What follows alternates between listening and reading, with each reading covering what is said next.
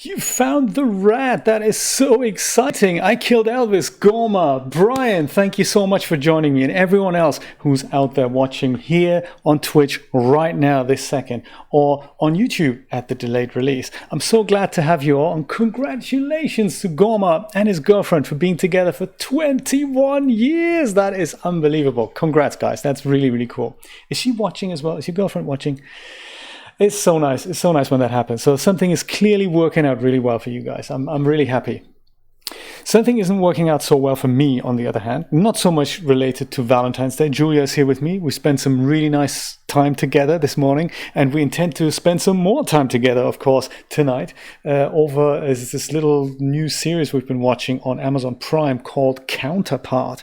Very cool. It's a bit like, it explores similar themes to Twitch, my goodness, to Fringe, another one-syllable word. And it's about that there is another side of the world in which everything exists as well, but it's different. It's kind of good stuff. So very cool. So anyway, that's working out well. But what's not so working out so well was this animation that we're working on today. So I'll show you what we've had yesterday, and I'll also show you the kind of amended version that I've made there overnight. Let's just find that. I believe it's here. Let's watch yesterday's animation first.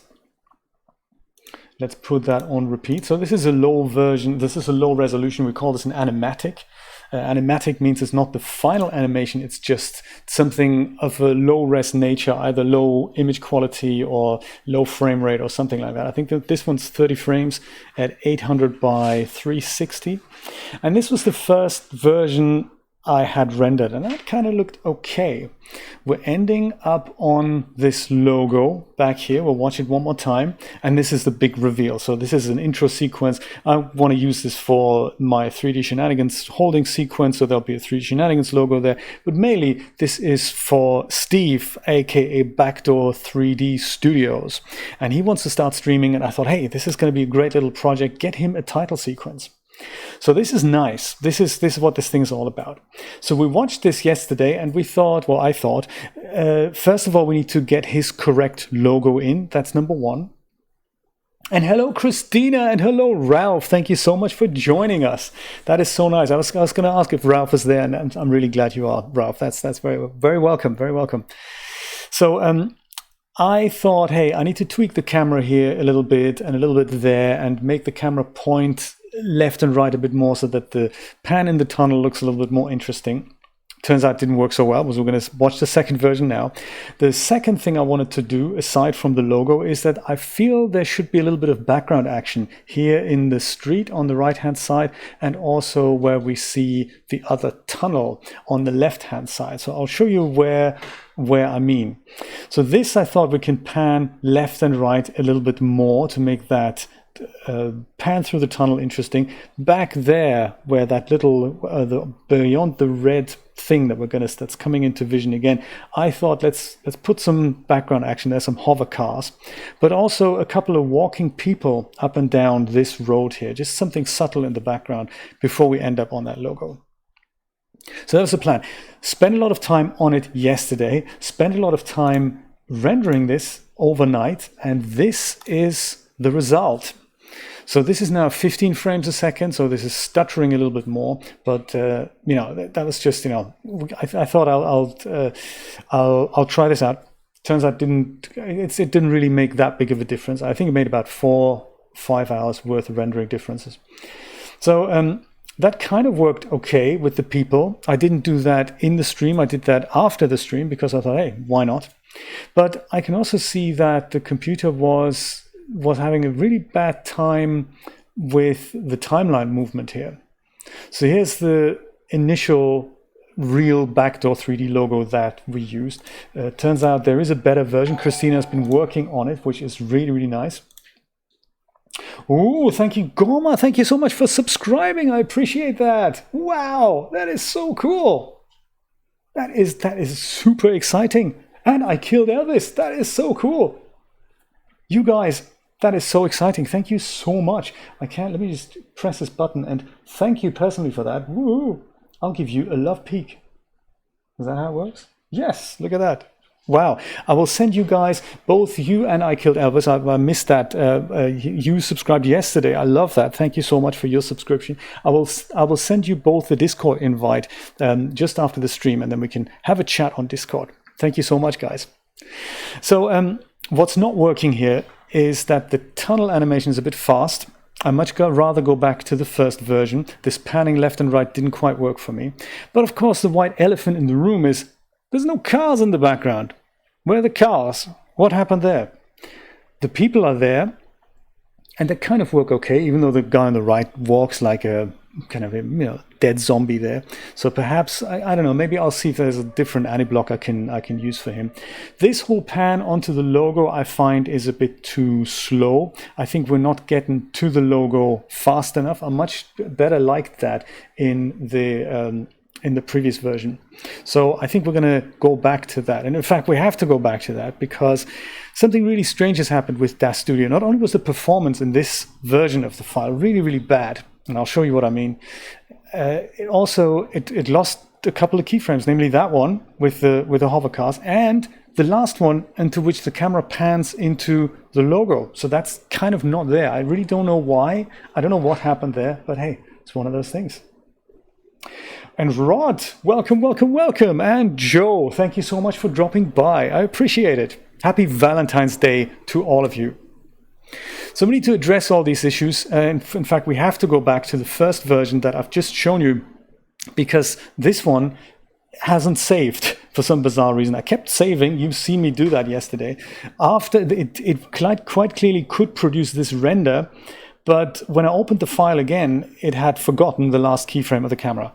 And it had forgotten the things on the with the hover car. So hey, let's put these things back. Let's go back to version 1 and have a look at Christina's work on the logo. So Christina's been slaving away, remeshing the logo, and we're gonna have a look what that looks like. Come on, Windows, do your thing. There we go. There, that's the current state of the animation.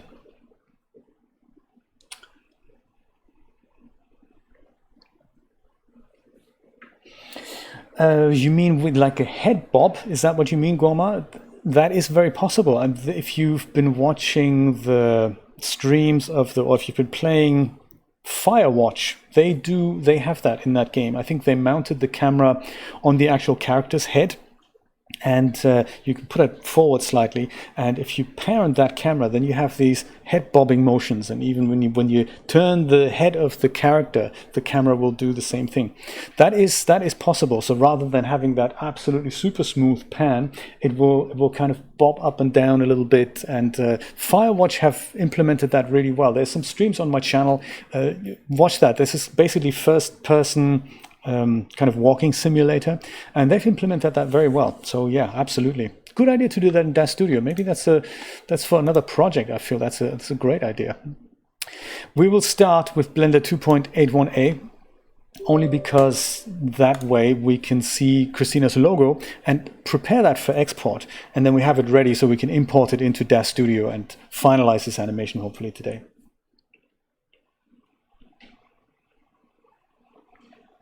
I believe so, Christina. Yes, that would also work. And that was done, I believe Christina is referring to the walk animation that I've made a few years ago, actually, of Genesis 2 character walking down another stonemason scene. I think that was an urban sprawl. Yes, I think that was it. If you have a link handy, you can drop that in the chat. And yes, that is exactly the same anti-block that we can probably use for that head bobbing thing. So this is what Christina's made. She took the logo, if I understood you correctly, Christina, you took the logo, turned it into an SVG because it's a complicated font. We try to get this geometry in Blender directly using the font, just as a text object. And that didn't work quite so well because the font had a lot of kind of smears, bits and bobs at the bottom. So Christina went ahead and remeshed this whole thing. And let me just show you. If I go into edit mode, that's the easiest way to show you the geometry of this object. It's quite fascinating. So this is not what a regular remesh would do, and I believe it's similar. We had a chat about this earlier. This is similar to what the Z or Z remesher and ZBrush would do. There's a plugin that's developed for Blender by the same developer whose website I've forgotten now. I've forgotten the name of the plugin as well. What was it again? Quad-Remesher, that was it. Quad-Remesher. And the same guy who's done the Z-Remesher for ZBrush has also done this for several other platforms, including Blender. So it's a paid-for plugin, but look at the results. Quite impressive. Very cool. I'm going to go and leave everything here as it is. I'll just go and export that with that selected into Wavefront OBJ. And that'll go into geometry, and I'll just call that backdoor V4. That's the logo we want to use. I need to make sure I'm going to say selection only, otherwise anything else like camera and lights might also be exported. And I believe the scale I need to set to 100 so that it comes in kind of at the right-ish size. If I leave it at 1, there's this discrepancy between Blender and DAZ Studio. It's kind of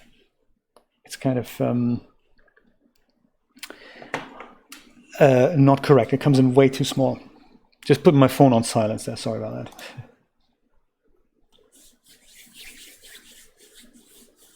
Oh, thank you so much.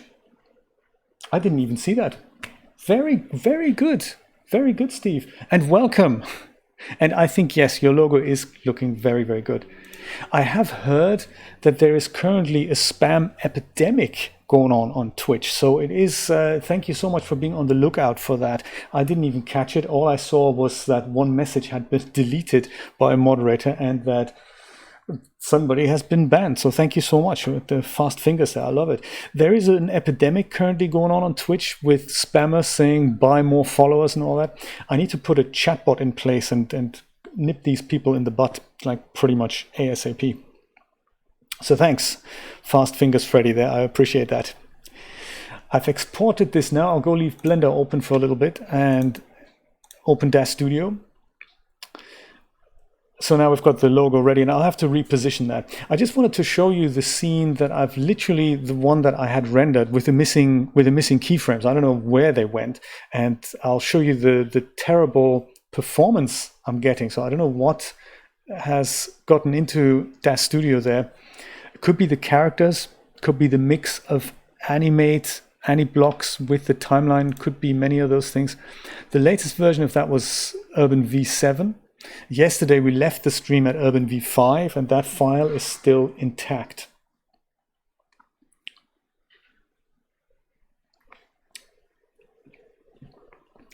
The cop in you, I like that. Takes a bit of time to open that file. So DAZ Studio really isn't great for animations. If there's, you know, a lot of objects in there. So animations with 2 characters and even a smallish size scene, like medium size scene like we're using, is already a bit of a struggle for DAZ, and that's kind of sad to see. There we go. That's that.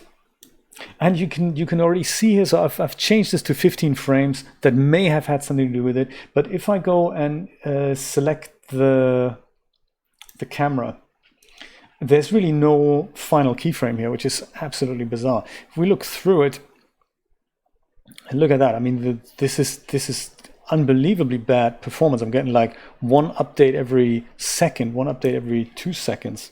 Let me go put the preview lights on there. I'll also put that into texture shaded view just so that we can see it a little bit better.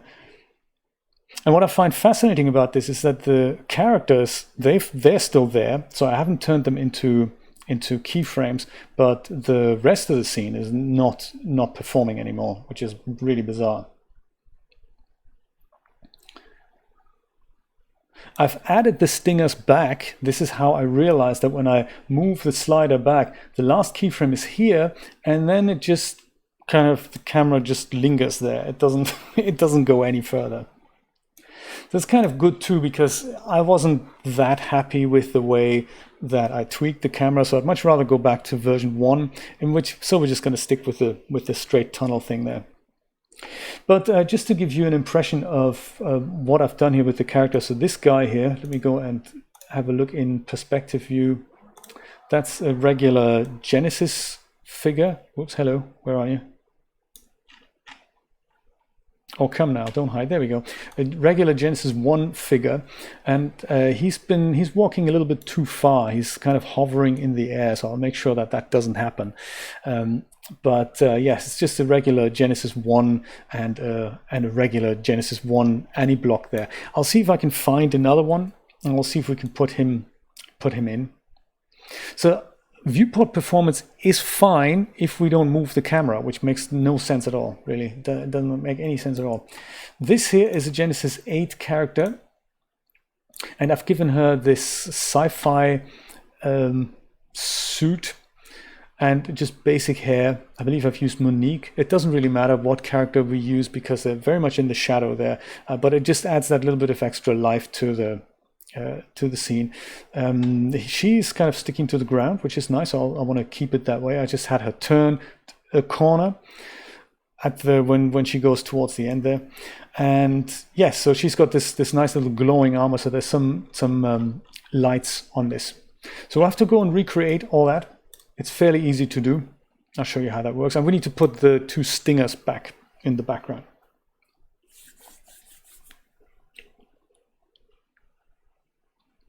Yes, Christina, tell us, because spam calls here in the US are kind of terrible. I'll go and open our V5 scene again, which is equivalent to the animation I showed you in the beginning, the first one, version 1. And that still performs, fairly fast. So I have a feeling it probably is the addition of the characters that adds that performance throttle onto DAZ Studio here. So here we have the last keyframes intact with the camera, which is nice. That's what we want. And viewport performance is fine. So God knows really what that was. So yes, I wanted to adjust this, like the pan. I wanted to make it look left and right a bit, but what I was losing out on at that point, and just to get you my thoughts on this, is that we lose out on the fact that we don't necessarily see it's a tunnel. So by looking further left or right, we don't go into this thing here. Let me go and put my pointer focus on. Yeah, so this thing we're losing out on if we do that. Whereas when we leave it like that, it's kind of, we're getting these two graffiti pictures here, and the viewer has just a little bit more time of looking at what's going on here. And I also like the fact that this is getting us to the logo a little bit faster. So I might still slow this down a little bit, so that once we're there, we just go and kind of adjust this so that that this process from here to there is going a little bit slower, but that's easy to do. Let's start with that. I'll make the total duration 12:01 this time, and I'm gonna have a look at the whole thing. With the camera selected, I'll take the last keyframe, in fact the last two keyframes here, and I'll go and move them back to about here.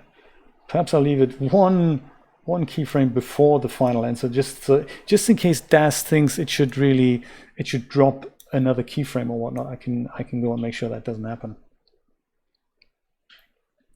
So this is okay, but we're going to see that second logo there. I've overshot it now because the interpolation here is longer, so I'm intending now to go and bring that back from here to maybe, let's try it here.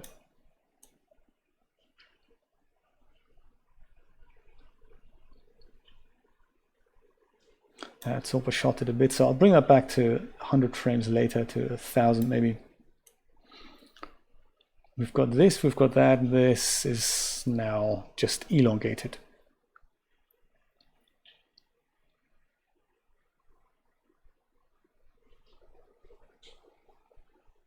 I believe we also added a light movement, so I'll bring that back as well. This is going to work out nice, I think. Unless it's too slow again, that could also be, I'm not sure.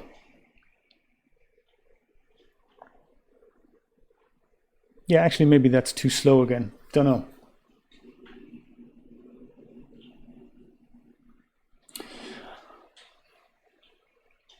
Steve, interesting question. I don't know is the answer. I don't know is the honest answer. And see, this is now a little bit too slow before we get there. I think maybe I'll just go and bring it all back to exactly how I had it, which was here. There we go. And then we make that. What's DAZ Studio done now?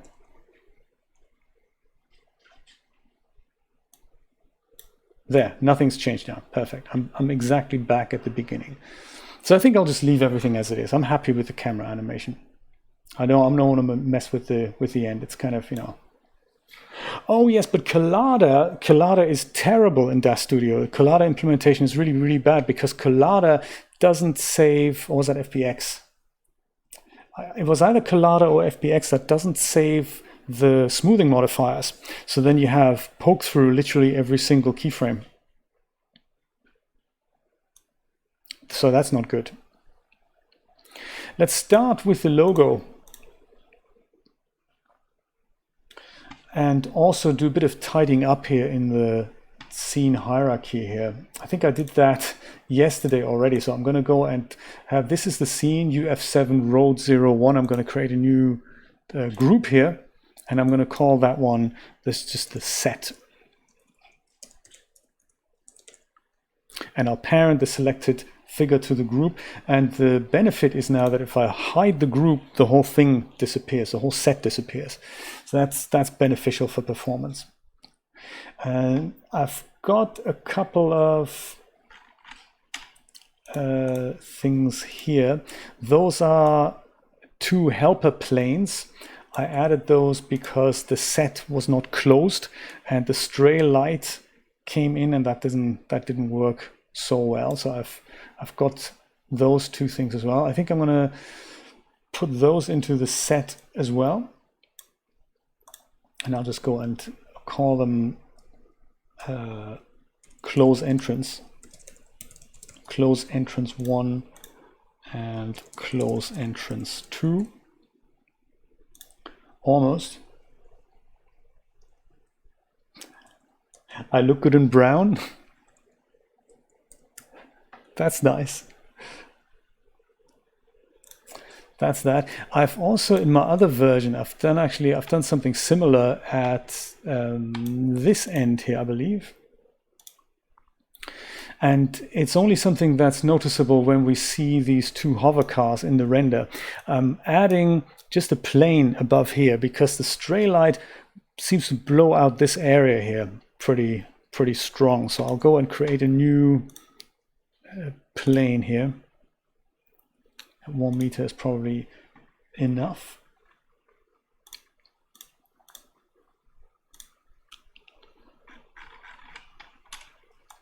It's not too far away from where we need it.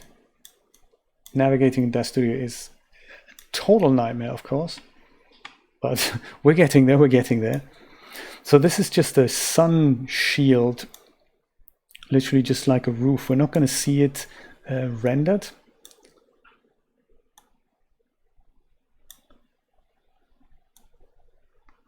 It's almost like the opposite of a reflector here, and that'll just make sure we actually see our hover cars.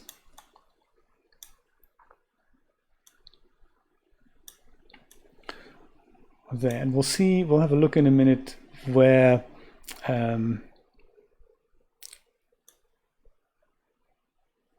exactly the position needs to be. I don't want to see this, so it's not going to be this low. It's probably just going to be like this, and it's just a small shield there. Something like that. And sadly, I was on the last frame of my animation, which is terrible, of course. So I'm going to go and select this keyframe. Come on. And bring it to the very front. So otherwise, if I move my playhead, this is going to just move around, and that's not what I wanted. I should really be on the first position of the animation if I want to put things in that I don't want to move. So that just takes care of this area not being quite as blown out. Let's see what it looks like. in the iRay preview.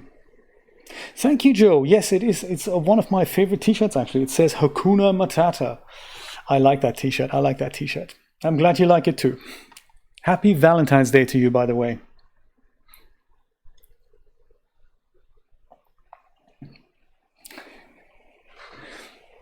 We can but dream, can't we, Christina? We can but dream.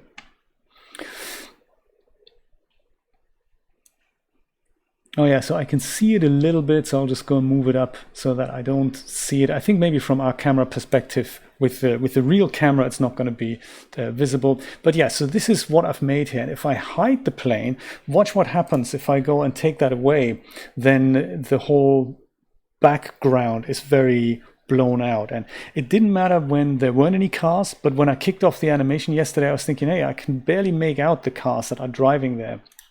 So by just putting that plane in there, this is just darkened down a little bit, still light enough for us to see what's going down. You can see there's still a bit of light down here, so maybe with a bit of moving the plane left and right, I could take that away. I'm not too worried about it. It's just so that the bulk is dimmed down.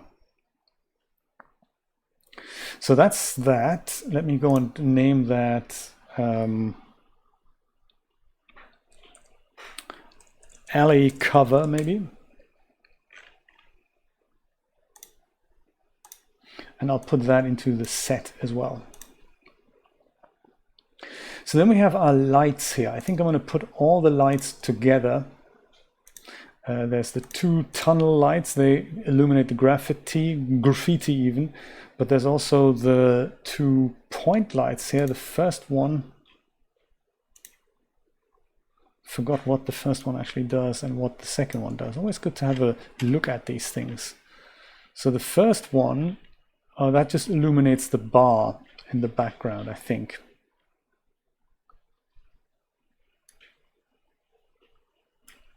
There, give me a bit of a wider camera. This is just the sushi bar light. So I'll call that one sushi bar light. And then the second one here, that is the one that illuminates the logo. So I'll call this one here the logo light. And then we have tunnel light 1 and 2. So now I'm going to go and put all these into another group. And I'll call that one lights. Boom.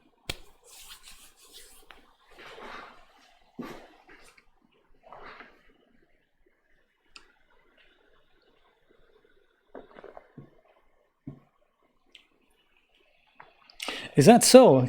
I should really look at his website more often and look at when he wrote it. That was 5 years ago. He may have forgotten since then, Steve.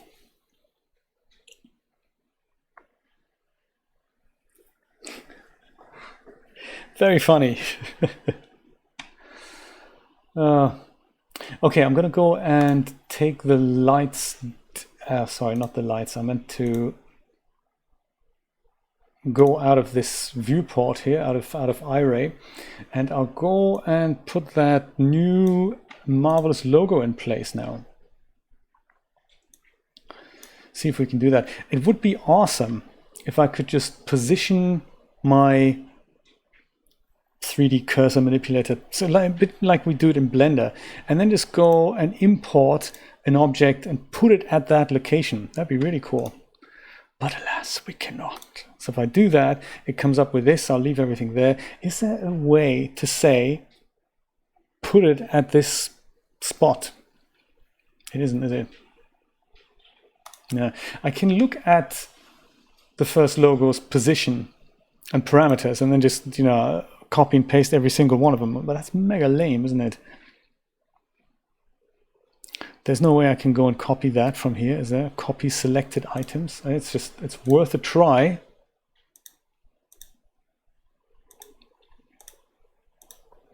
Copy all the transforms. Paste the selected items. Does that work? Does it buffalo?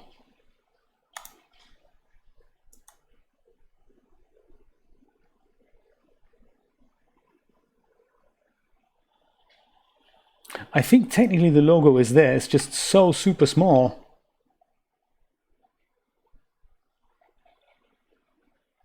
That is barely noticeable. Yeah, there we go. It is here.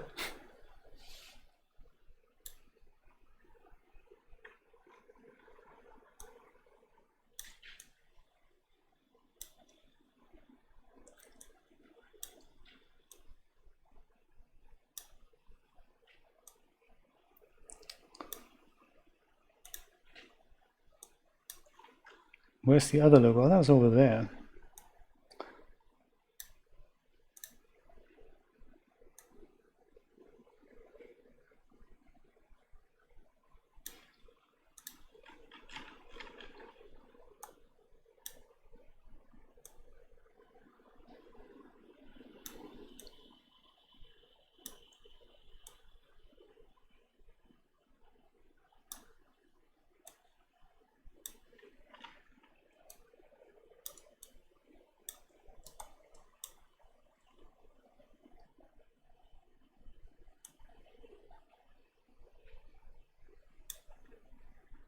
I might even just make that a bit taller, like so. And then I guess we don't need the first logo anymore. I'll just go and make sure it's, what does it look like on the final frame of the animation in our camera. There we go, that's what it looks like. Okay. I'll create a new camera from this so that I can just look at that even when I'm on the first frame of the animation. Sometimes that's nice. And I'll call that last frame cam.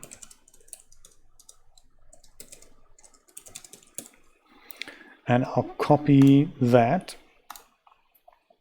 And I'm doing that so that with that camera that's now on the kind of on the last frame here. Last frame cam, come on. Last frame cam. Why do I have all these keyframes here with that last frame camera?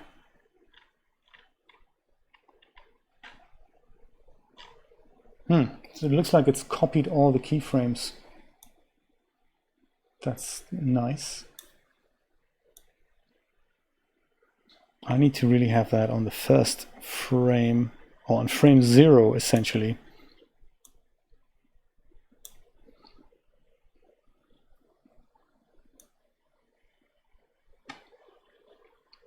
Okay, it almost worked. The only thing that hasn't worked for some bizarre reason is that the what's it called here? The focal length 38 is not in my no, it is. Why then does my last frame camera look different than the last frame of my other camera? That doesn't make any sense. So let me go delete that one. Crazy stuff. And go and just duplicate my regular camera.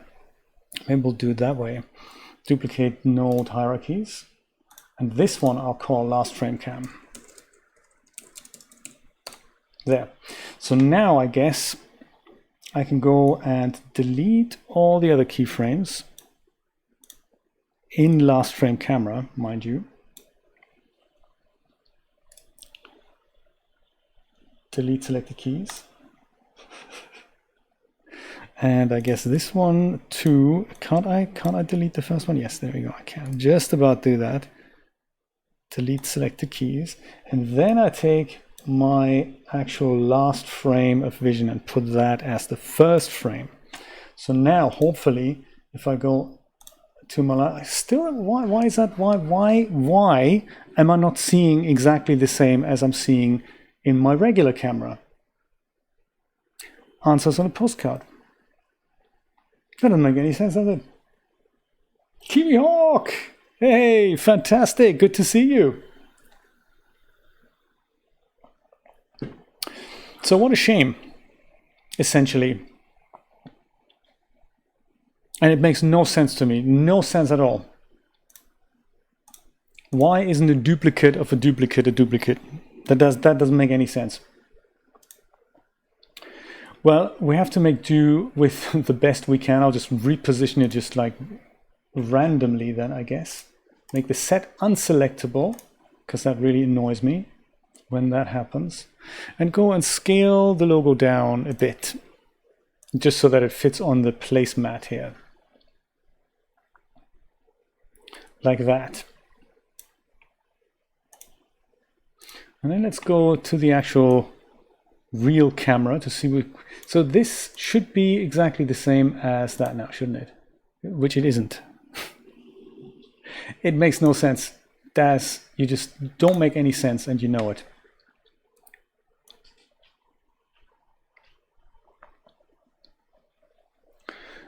At least this camera still works. And I believe we had this issue yesterday, and we corrected that as well. So on the regular camera, there's this keyframe that, because it interpolates between this and that, it shoots out the backdoor 3D a little bit at the top when we go to here. And I could set another keyframe here, but it might throw off the animation. So I'm inclined to shift the first keyframe slightly further down. So we can test it. Usually you go to the worst frame of what you want to reposition, and then go and tweak the translation. So it'll be Y is going to be okay, but the X and Z probably could do with tweaking. So I'll leave the Z and just bring this down slightly. So this may work, but I have a feeling it might not. So now we're interpolating between two keyframes. So we go here, we go there, and then we go here. It works. It works. I'm glad it works. Oftentimes it does not. So you can, the thing that I was afraid of comes in when the logo now goes too far to the bottom for just a second, like here. But it's not too bad. So it's, I'm inclined to leave it like that. And I suppose the other thing, tell me what you think of that, is that I'd like to perhaps either rotate the logo so that we see it kind of more level with the horizon, or I can leave the logo as it is because I kind of like it being there splashed into the middle of the placemat, and just rotate the camera so that the logo is a little bit, you know, in the more horizon. What do you think? Let me know what you think. I'm also inclined to maybe zoom in a little bit more onto the logo. Could do all that on the last keyframe.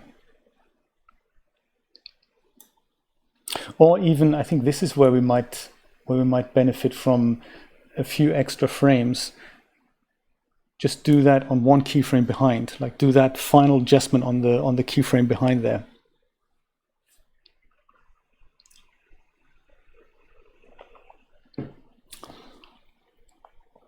I might do that.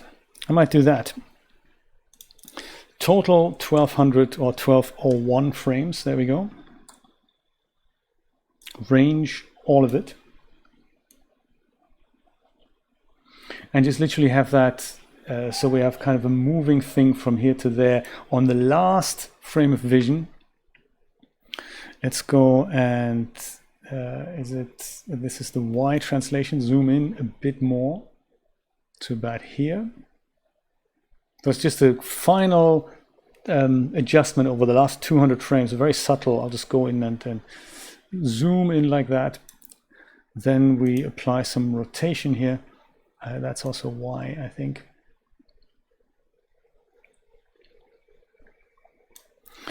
And then the rest we'll just go and tweak with this, like so.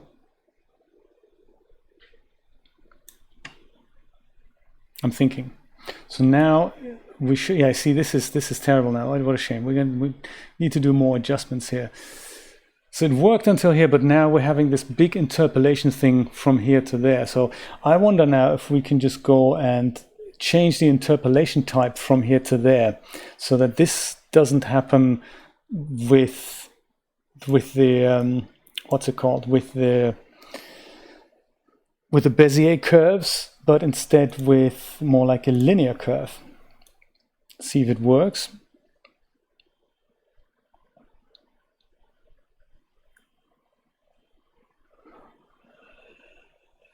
This bit works, so that's nice, but the thing before didn't. Is it because I need to change this one as well? Linear. Nah. Is it because I need to change this one as well? Let's try that. Linear. It is definitely the camera I'm using here. Okay, just wanted to check. And then we go linear. It's not great, is it? Yeah, it's not great.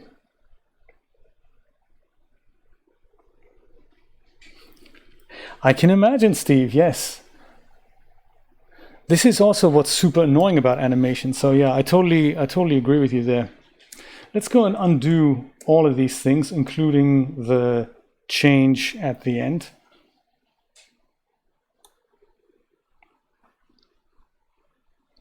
We've got that. So the other thing that we can do to eliminate all that, we just set one keyframe pretty much close behind here. It doesn't have to be one frame behind it. Could be one frame behind it. But so then once that happens, so we'll just make it literally a couple of frames behind it.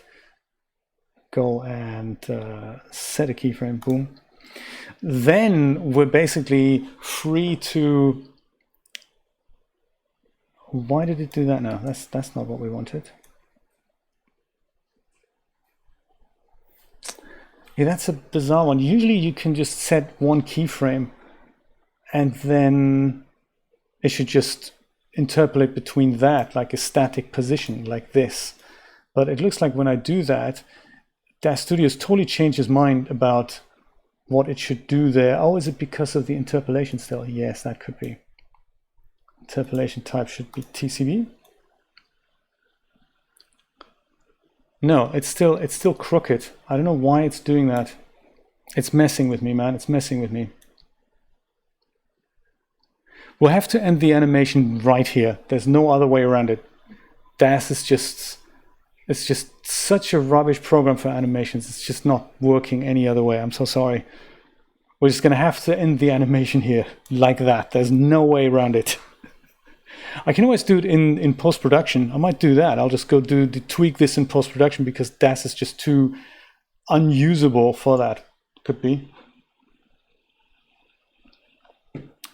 Yeah, I think so. Have a coffee rod. Yeah, let's do that. Perfect. Easy. Well, then I might just go change the total animation thing to 1000.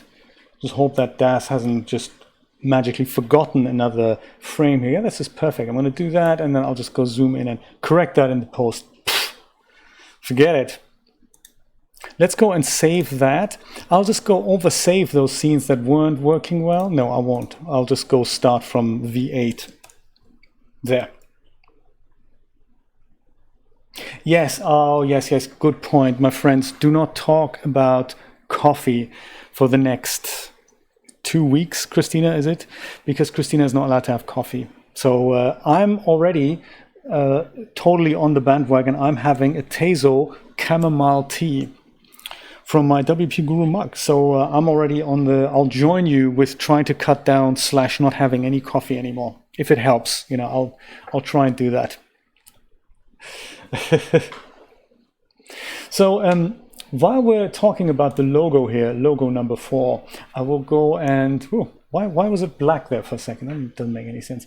While we're talking about the logos, let me slap some color on logo number 4, which works by going into the surface of it. That's perfect.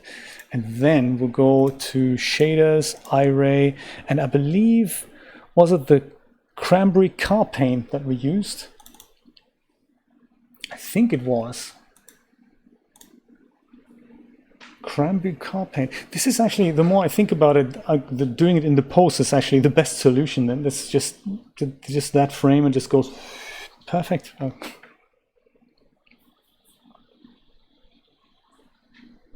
Yes, chamomile tea.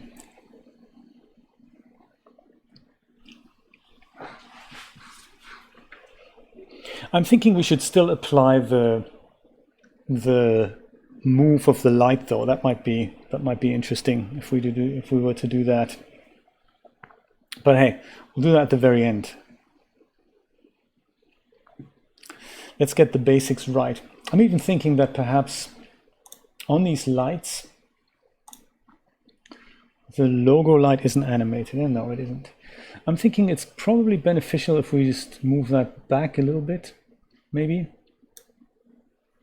I'm thinking that way I could try and emulate your drop shadow a bit. It also gives it that nice little hotspot here.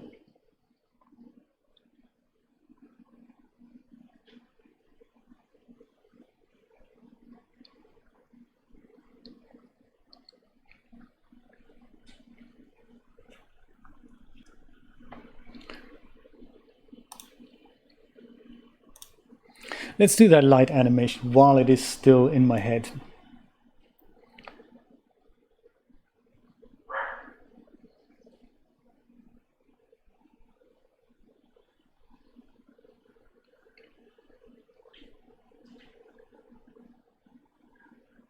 Yeah, actually, let's do that. I think I have a solution for you, my friends.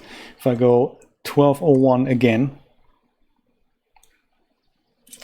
and I'll go and put that to literally leave the camera animation and still do this in the post, but start literally from frame 1000 here, or 1001 rather,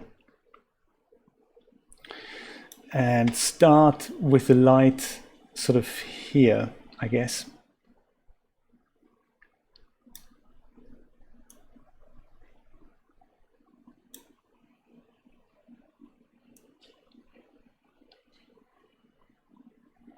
And then as the last 200 frames are being rendered, we just gradually move the light over here.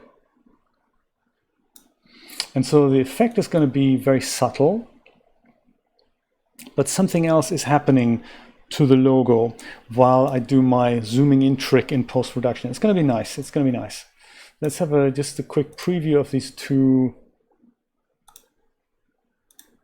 two states between. Hopefully we're going to be altering things, alternating things.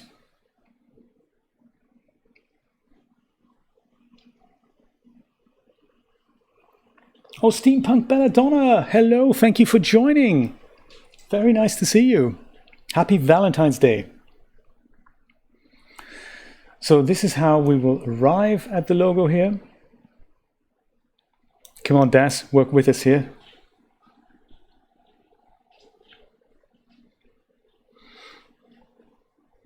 Starting here, and then in the middle, the light's going to be kind of somewhere there, giving that nice light spot there, and then by the end,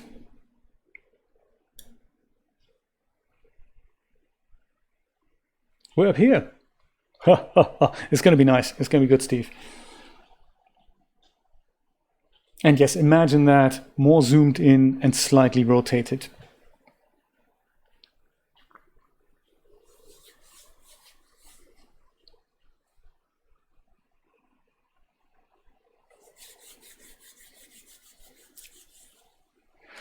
I'll go and save my work here before DAZ Studio thinks otherwise.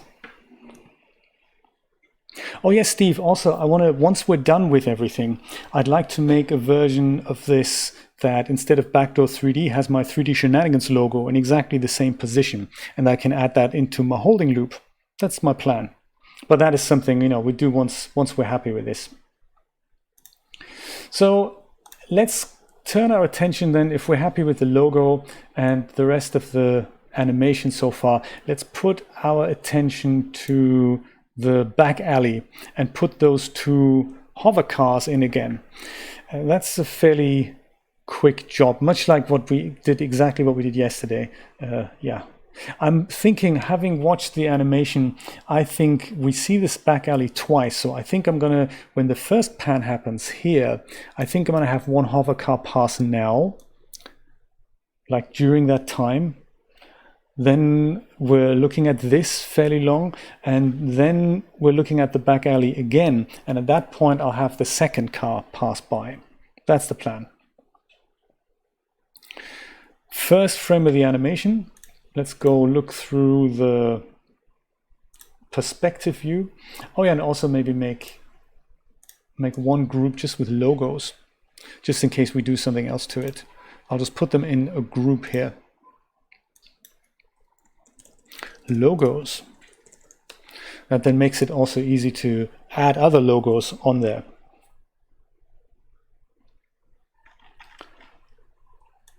Let's find our spot. In fact, let's find the stinger that we're going to use for putting that in there first. I believe that was under content library. Was it under transportation? Sci-fi hover cart. We could also use this one. We could have one stinger and one hover cart. That's an idea. Last time I just used 2 of these.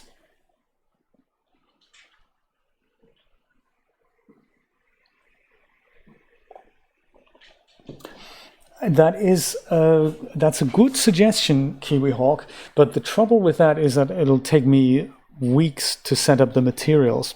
It's an experiment I like to do, but I wanted to get Steve up and running faster, so I would love to do this all in Blender, but it's the materials really that are killing it. My first plan was to do this in Octane, but even Octane doesn't seem to translate all the little light sources in this scene properly, which is a shame because it would literally speed up render time by so much.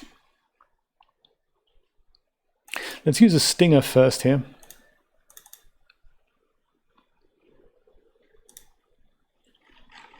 But that is definitely on my list of things to do. All right, okay. 7:30 Valentine's Day stream. Live from Backdoor 3D Studios, for which we're making the title sequence. That is cool. Take care, Steve. Thank you for dropping by. Stinger is ever so slightly too big for the back alley.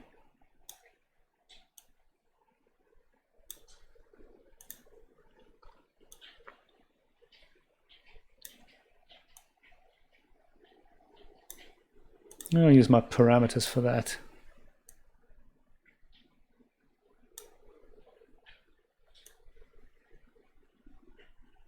Still a little large.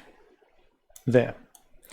I believe we thought about this yesterday. How far over the ground do these things hover in the future? We don't really know. Still a little bit large. I mean, he barely fits through there, but hey, that's okay. He's a good navigator, that guy. So I'll start him out of vision.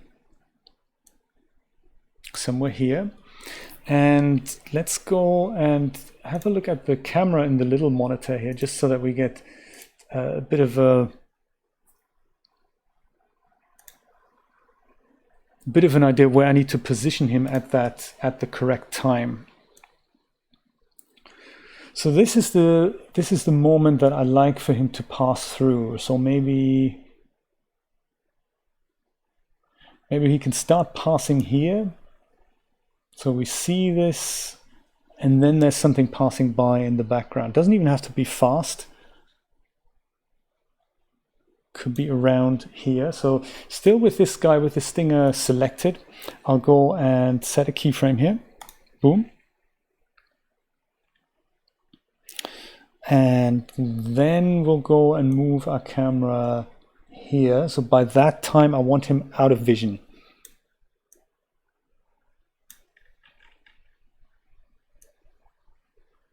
I want him gone by that time already. And that appears to be happening. Let's have a look at that in in the large viewport here. So we swing through the tunnel, and then something rushes in the background. I could start him earlier. Yeah, let me have him move here. Yeah, let me have him start moving here already. And that should be doable by just selecting that keyframe and moving that here. So now he is starting to move earlier and a bit slower. So he's moving in the background and he's out at that point.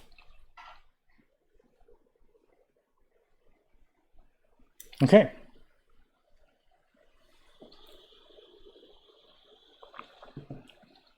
Kiwi, I'm so with you, man. What I like about DAZ Studio is literally the characters, and there's your link. Thank you so much. Yeah, what I like about DAZ Studio is the characters and the content, some of the content, and the iRay engine. That is really what I like about it, and the content browser. So the whole way you can easily bring content into a scene and just mix and match things. So DAZ Studio has some advantages. But it also has a lot of disadvantages. Sadly, there's just so many of them. I'm going to go and duplicate my whole stinger, including keyframes. Duplicate node hierarchies, and that's just going to be called Stinger 2. And I believe on Stinger 2, I think we did this yesterday, I'll just apply that other material on there. On Stinger 2. Hello Stinger, how you doing?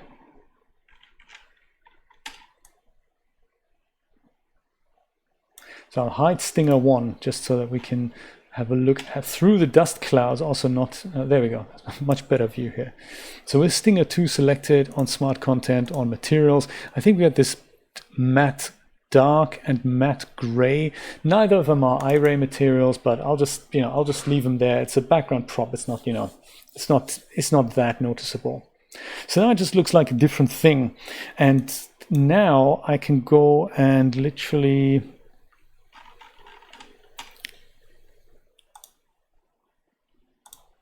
not what I want to look at there.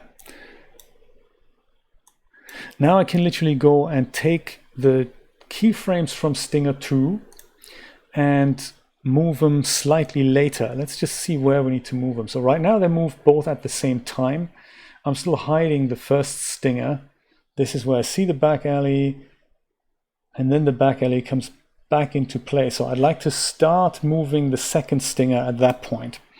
So with the second stinger selected here, I'll try and copy both keyframes, just Stinger 2's keyframes, and I'll move it so that the first one is now round about here. So that means by the time I'm panning the camera here, Stinger starts moving and Stinger's out of vision. That's the plan anyway. I'll put both of them back together. Have a look if we can spot them. So coming through the tunnel, can just about make out stinger number 1, crossing the tunnel, then moving back. Stinger number 2 goes and passes by. All right. Whew. Let's save the scene. Before we move on to the next impossible thing, which is the people. Let's see if we can make the people walk and not crash DAZ today. So remember, version 8 is the one that we can potentially use here.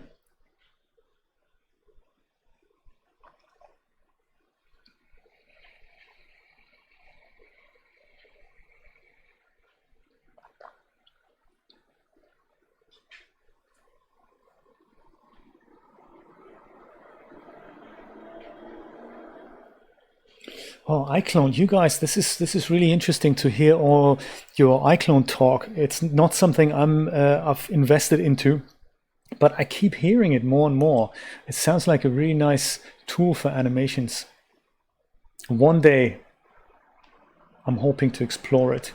And there's a light. Look at that. Very nice, very nice. Okay, people. So in my earlier animation, let's just have a quick refresher here under renders. You can also see that on my 3D Shenanigans channel, by the way. I'll post all the animatics there, all these overnight renders if you want to keep track of what the current work in progress looks like. This is where the characters come into play. I think I've started one guy here at the street corner, like right here. And then she starts further over there and then walks back, and then she just turns a corner.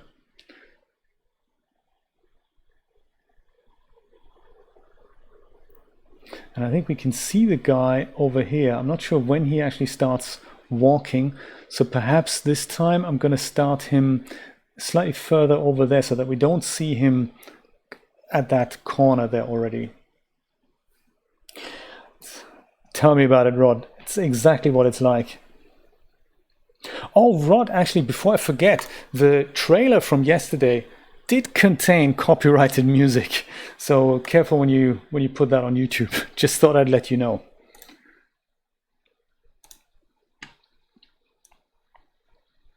So yes, I want to make sure the guy isn't envisioned when we see him here, so I'll start him just being around the corner there.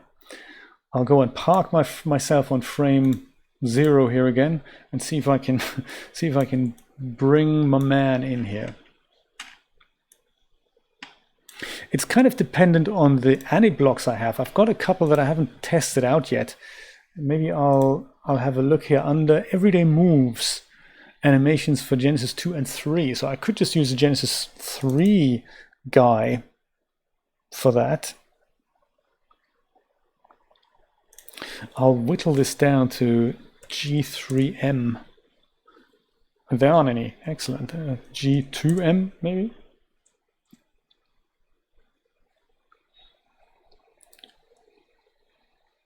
GS2M. Okay, so is it then GS2M? No? There we go. There we go. Carrying a box after the pickup.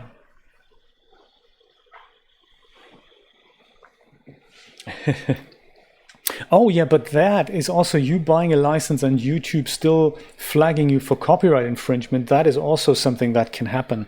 Brian had that.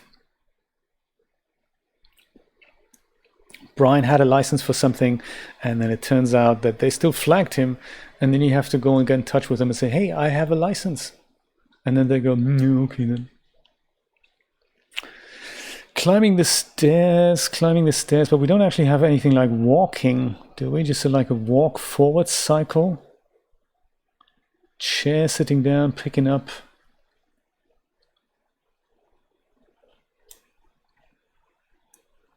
No, I don't think so.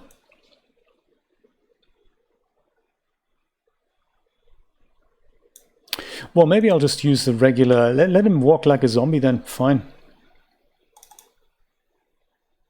That's Genesis 2 female.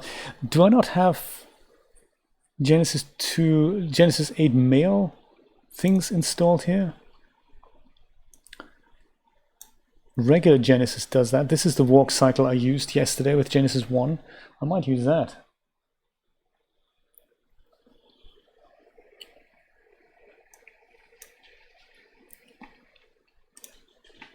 I might do that. I'll just use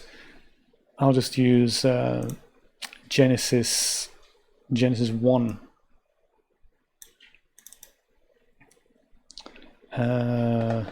Basic male. Let me do that.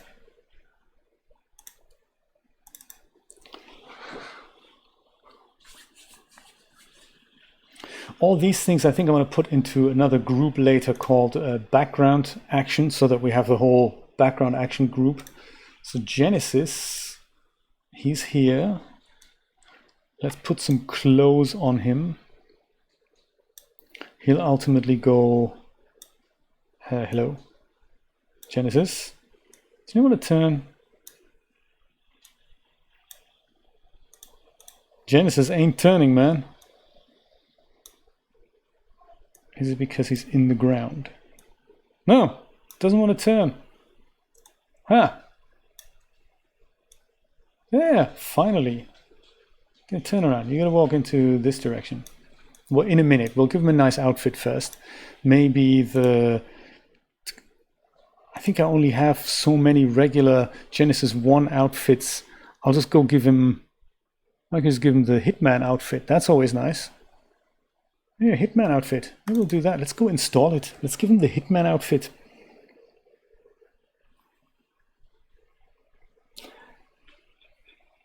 It'll happen. It'll happen.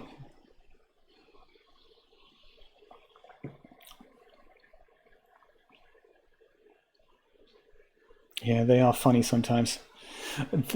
Interesting also that the thumbnail that you put on your videos does make a difference.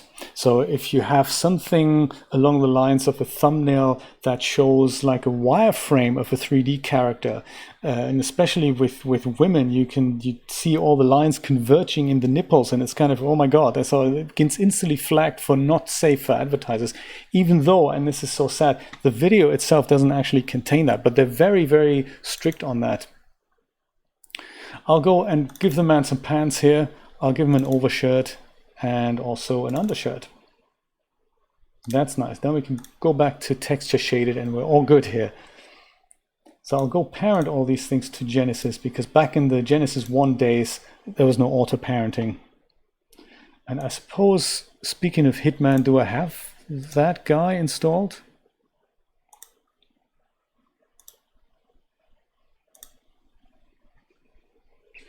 A bit of freak. We can make him build more like a muscly guy. I think I'll also leave the fact that he's bald. I don't think I'll give him hair. And I'll go position him somewhere, like I said, somewhere here. And that way we can't see him. When the camera comes around, I want him to start walking here. Should he have shoes maybe, or are we not too worried about the shoes? Does Hitman not have shoes? No shoes. No kidding. Give me those shoes here. Come on, have shoes. Can you imagine? Catastrophe, a naked head. It's pornographic, man.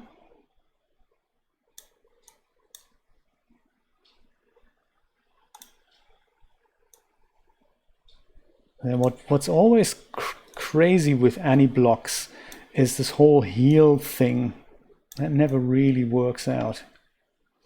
I'm gonna have him walk in a slight, not so much just down the road like in a straight line, he's kind of walking a little bit diagonal there. So let's see what the zombie movement thing is gonna look like under animations, under Genesis. Forward cycle, that's it. See, he looks much like a dead zombie now, I think.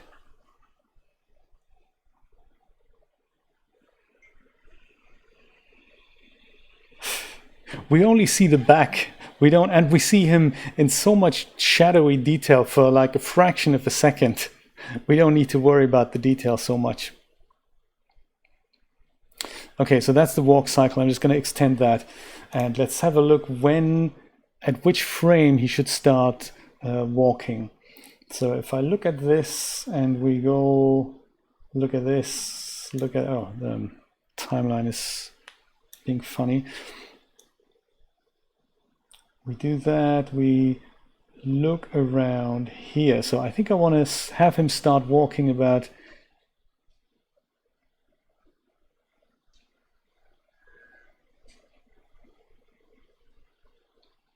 about here, maybe frame 650.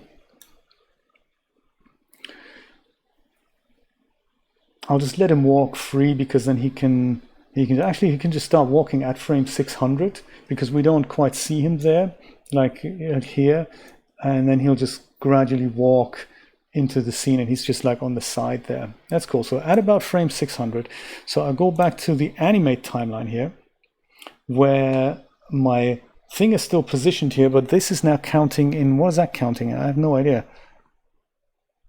That's not frames, that is, now what is that? That's not seconds either though, is it? God knows what that is. So let's go and drag that block into here. At that point, he'll start walking. I can see that this is actually where DAZ takes the performance toll now. We also see the issue with his feet now. Also crazy, so let me go adjust that. This is not something that's not really a science. Could be 30-ish. I think I might just leave that on 30. Good thing we don't see his crooked feet so much. Or his toes. Will be our secret. I'll click into this once and I'll just go and extend this to the end. I don't think we need it until the end. So here he is on the right hand side walking there, and he's already out of vision at this point. So I think I might just, at that point here, I might just go and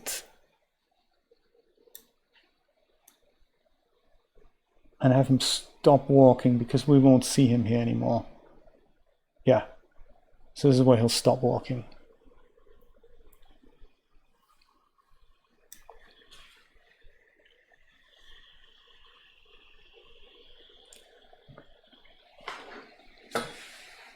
Yes, I do recall you posting that.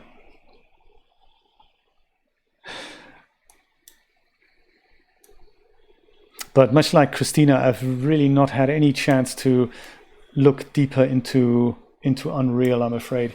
It is something I'm very much looking forward to, but it's just not something I have the mental capacity to take in right now, to be really honest.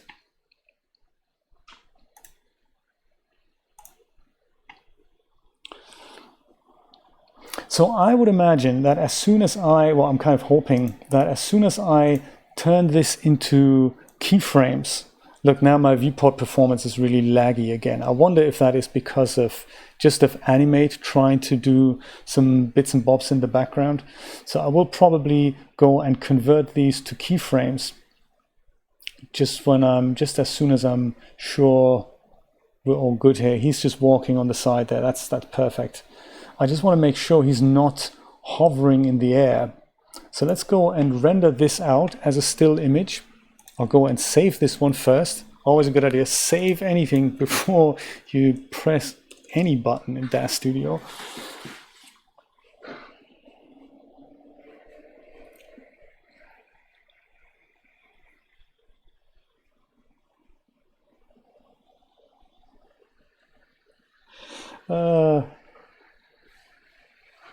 I tried it. I tried both Unreal and I tried Unity. And that was a bit of a tough 2 weeks, I must say, because I pitched both of these things against one another. And I've written an article actually to check out how easy is this to get started with either one of them. And I managed to get started with either. So that's really good.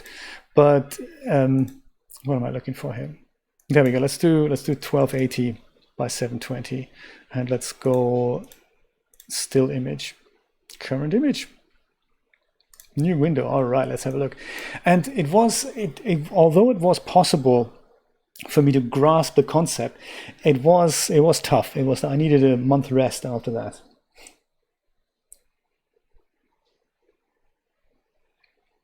Because things are just so different. But I do appreciate that once you get things up and running, they work. And the whole, I suppose, what do you call it, like the boilerplate code of something that you have to attach a controller to this and make things work. No, that is just so magic that these things are just kind of set up and they just work. What I didn't manage to understand was how you keyframe things like camera motions. I'm sure it's possible, but there was nothing that was easily graspable there for me. Blueprints, right? Oh my God, blueprints are magic, aren't they? You just whack some things together and then you have this animated burning lamp or something, complete with smoke and particles. Oh, I thought that's amazing. So there we go. I think we can live with that. Is he hovering? over the ground a bit? Or is he just... I don't know. I think I might just put him down a little bit. If he sinks into the floor, that's better than him hovering above it there.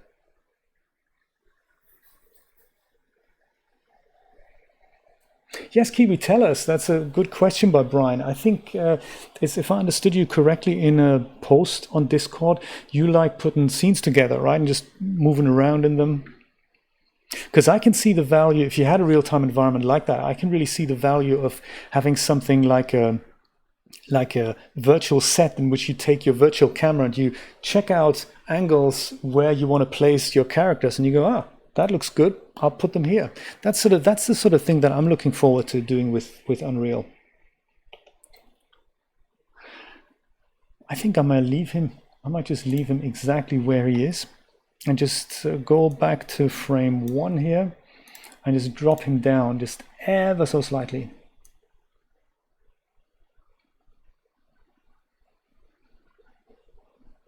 There. I think better safe than sorry. I will go save my scene again, and let's bring in, shall we convert him to keyframes first, or shall we bring in the second character? Might actually just turn him into keyframes first.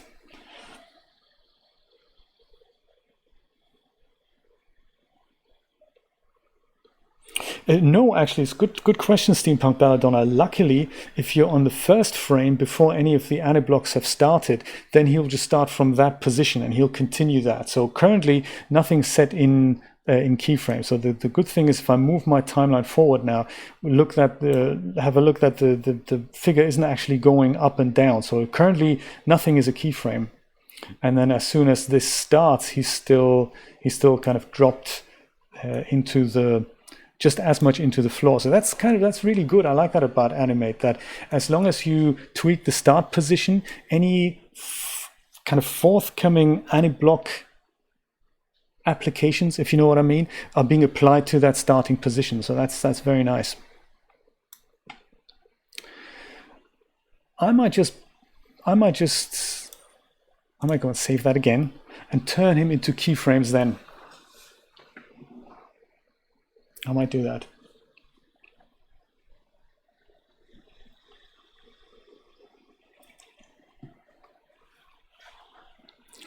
It's got pros and cons, Animate.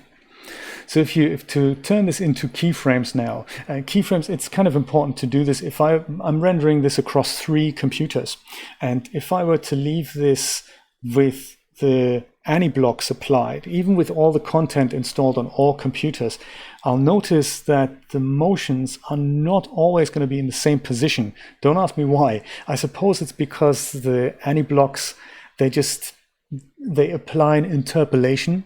So once the character's walked a couple of steps, you can't guarantee that after walking, say, 50 frames, that the foot is in exactly the same position on every computer. I really don't know why that is, but I suppose there are some variables somewhere.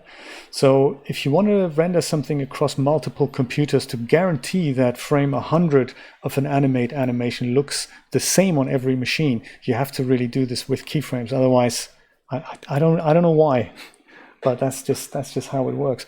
So in order to do that, right click on this thing here and bake to Studio Keyframes.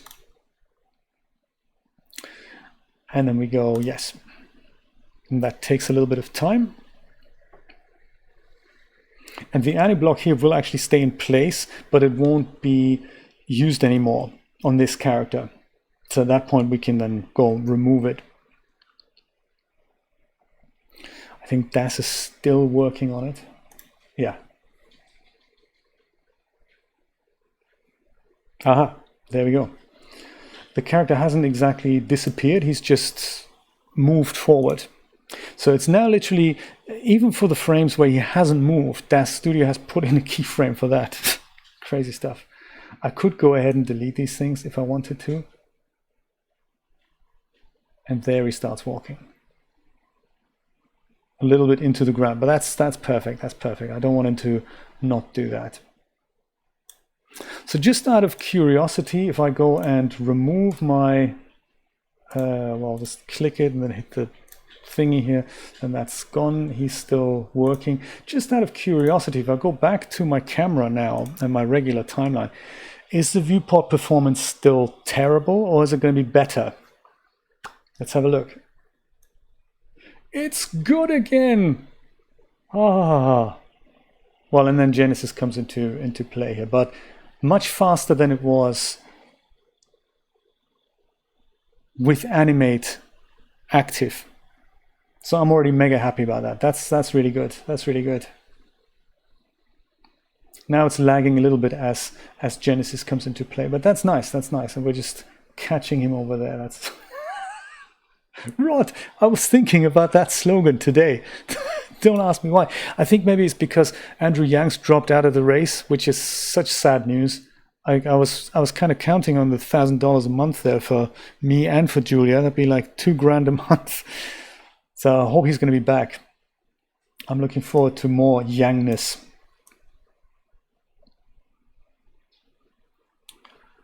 And for some reason, I was sitting on the bike. We were going shopping, and I was thinking, make DAZ Studio great again. So with our second character, I will actually go and save one more version here. Now this is now the version in which we've turned this into keyframes, just so that we can go back to things.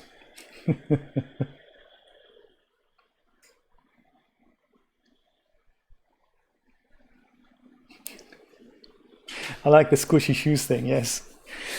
So with our second character, let's go and see where she would come into play. So we turn the camera around here, and we want her to walk towards us. So I think I'm going to start her somewhere here.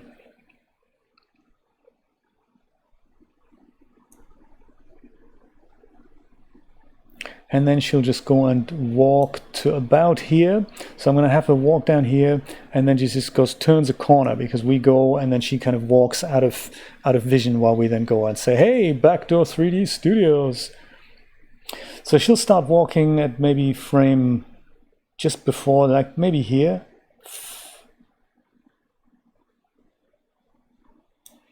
And she'll be somewhere here on this place. Just start walking before that. Okay, cool.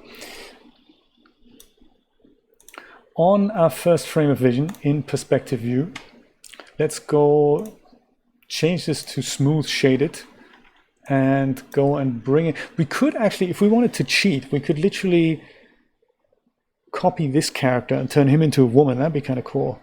But it would mean I'd have to remove all the keyframes on the copy. And now I'll just start again from fresh. And then we have a different walk cycle there as well. So last time I used Monique, Genesis 8 character, and I think we'll do the same again. Monique 8. I don't really have that many Genesis 8 characters or outfits for them, but I think, you know, Monique is, we'll do that. Let's use Monique. Kigo, you're not being paid by the Unreal Foundation, by Epic, right? Just checking. I think it might be, I know there are a lot of tutorials on Unreal out there already, but I have a feeling it might be beneficial if you'd make some. I think it'd be really cool to just know there's someone who comes from a kind of a DAZ 3D hobbyist type background, and, you know, maybe you can give us a few tips and pointers. Just like general getting started guides, that'd be really appreciated. If you're up for it. I'm not saying you have to, it's just, you know. Where is Monique? Oh, there she is. She was just out of vision. Okay, that's okay. Now that you're dressed, girl, we can show you. You know, and it is super easy to get excited about it.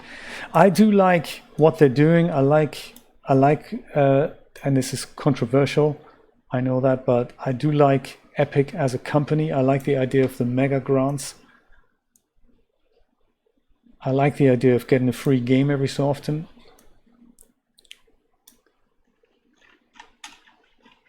I like the Unreal Engine. I like the possibilities of what you can do with it. I like the distribution options that they have for small developers. There are just so many nice things about them. And I know not everyone is going to agree with me. I don't want this to become a political discussion, of course. And it is absolutely personal preference, but I'm looking at this from a creative possibilities point of view. And it just ticks so many boxes for me.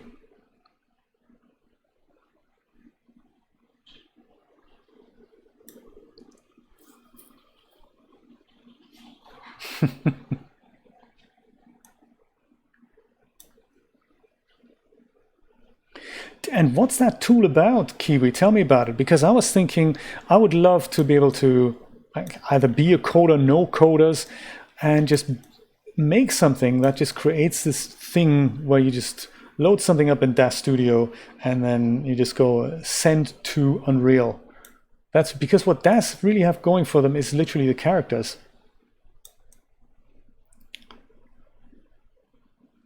I may have to remove this pole here, because if she walks through it, there might just not be enough room here, and we may see the geometry intersecting. I think when she walks, she's kind of more slimmed down. Let's see if I can find that animation here. This one, forward cycle, is that it? Yeah, so she would probably just about fit through.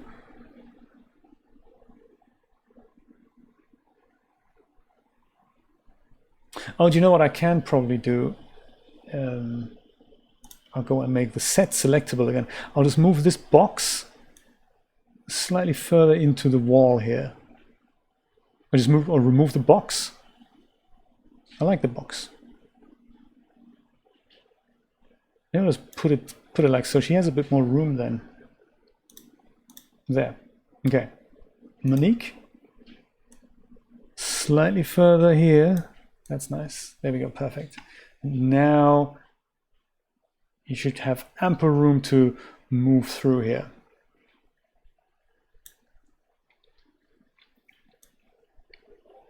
So I think we said we're going to start her here, roughly at frame.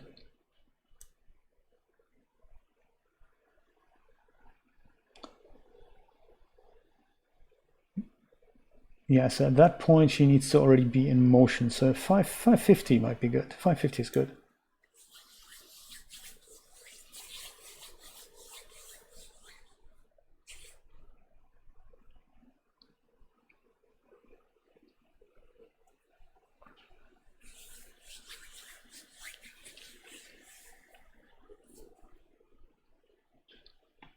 I was often wondering actually which engine under the hood DAZ use. I mean, there's certain things that it doesn't have, like all the physics bits and bobs, but many things are actually available in DAZ that are also part of game engines. And just to be able to make these things be displayed, I mean, they don't write this themselves. They usually use something else to make that happen.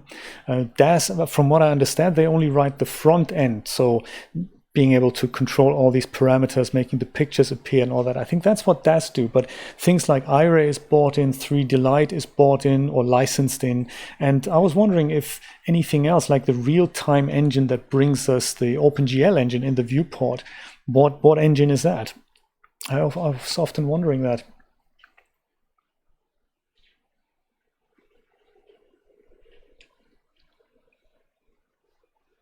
Thank you, Kiwi. I will look at that later. Is this on Discord, right?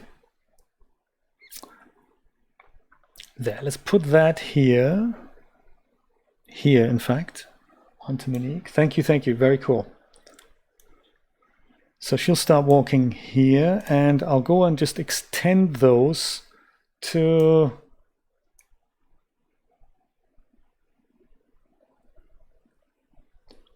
Just see where she's moving to. There we go. So at least until here.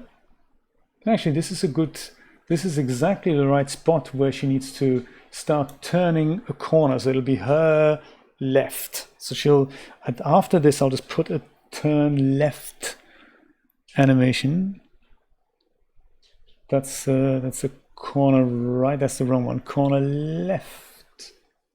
Yes, that's where we need you to turn, sweetie. Over here, like so. And that should just get her gently out of vision. Could probably do this a little bit earlier.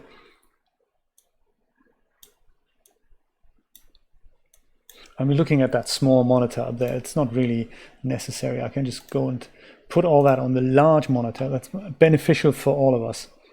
So she should turn right here. Are you turning? She is turning, everyone. She could turn slightly beforehand when she's kind of in the middle of this thing. So let's go and put this here and that here. That should blend in nicely from here to there. Turn around. There we go. And she's walking out of vision. That's nice. Preferably also not quite into the lamppost here. I don't think we see that off camera, but I'm aware that it might appear that way. Yeah, she's not moving into the lamppost. That's good. That's good. So the only thing we've forgotten about Monique is in fact her hair. I've forgotten to put hair on her. Yeah, let me do that. At frame 0, of course, very important.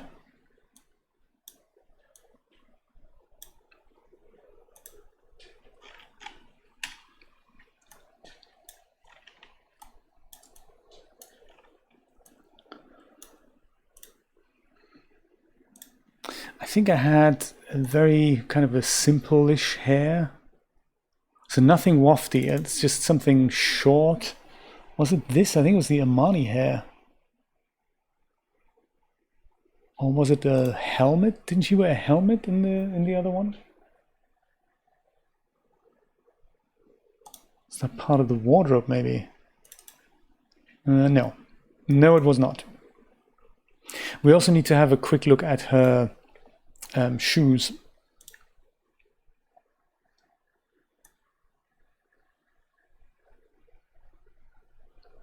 I wish I remembered what hair I used for her. I think it was the Armani hair. Yes, I think it was the Armani hair. And that is for Genesis 8 male. And that's short hair. Boom. Bingo. Nicely styled there. Very good, very good. So this is all going to glow and light up. So the only thing I wanted to have a look at were the feet. I think I've looked at that. Yeah, I did, but she's got these platform sandals. So we've got a similar issue that we had with the other guy. And for bizarre reasons, when we start walking, yeah, she's walking like this. So that's not good. Yeah, we don't want her to walk like that. That's terrible. And to even that out, there's always this heel option here, and I suppose these are platforms. So we go and again, it's not actual science. Is it 45 degrees? That looks better. Could be more than that. 55. I never really know that. Yeah, that's better. It's still not perfect, so it's still, but it is. I think these eye blocks, they're kind of made for high heels. Yeah, I think for 55 was a bit high now.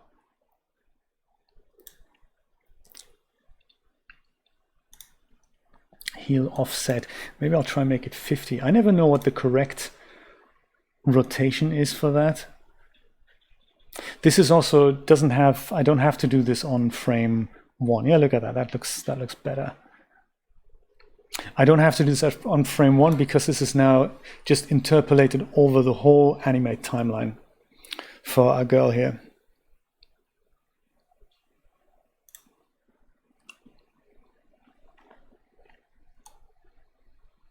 And she's actually still hovering, so I'm glad we're looking into that. just like before, I need her to be on or in the ground. That's very important. Otherwise, she will appear to be hovering.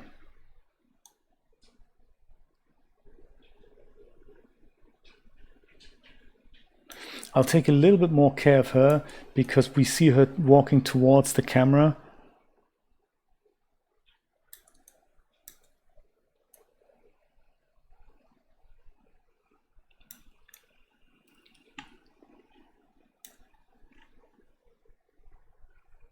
And then when she turns, I don't think we see the feet anymore. That'll be okay.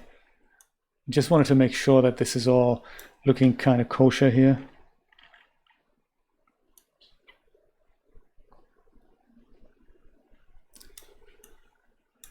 Oops.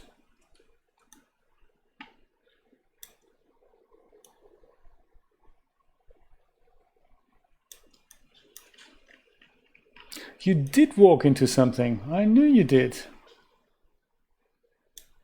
Well, okay, let's go move this, or let's just shorten that, and then we make the move, the turn a little bit earlier. So now she turns here. That's better. Don't get hurt. That's perfect. That's perfect. When I say perfect, adequate, shall I say, adequate, good enough. Okay, so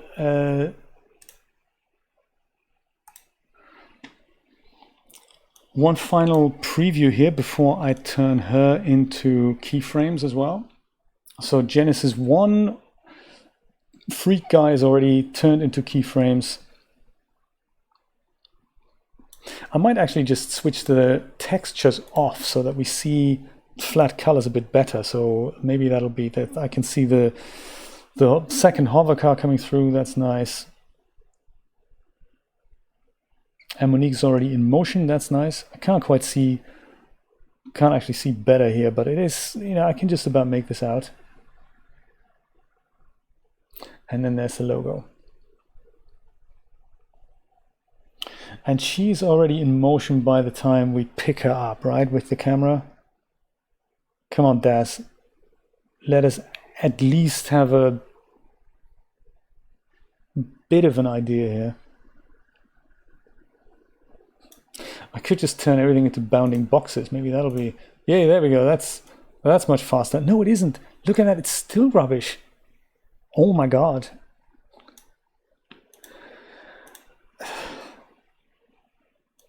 Animations in DAZ Studio and how to remain completely calm. Yes, and she's already in motion, so that's good. That's good. Okay, I'm gonna save this again before the conversion, and then we'll do the conversion, and then we'll see if this is, how acceptable this is. And we'll do a few renders at a few strategic keyframes, and I think then we're done. So it'll be another maybe 10-15 minutes. We'll do some renders in a couple of places just to get an impression, and then I can start kicking this thing off overnight. So bake 2 studio keyframes. That'll take a moment or two.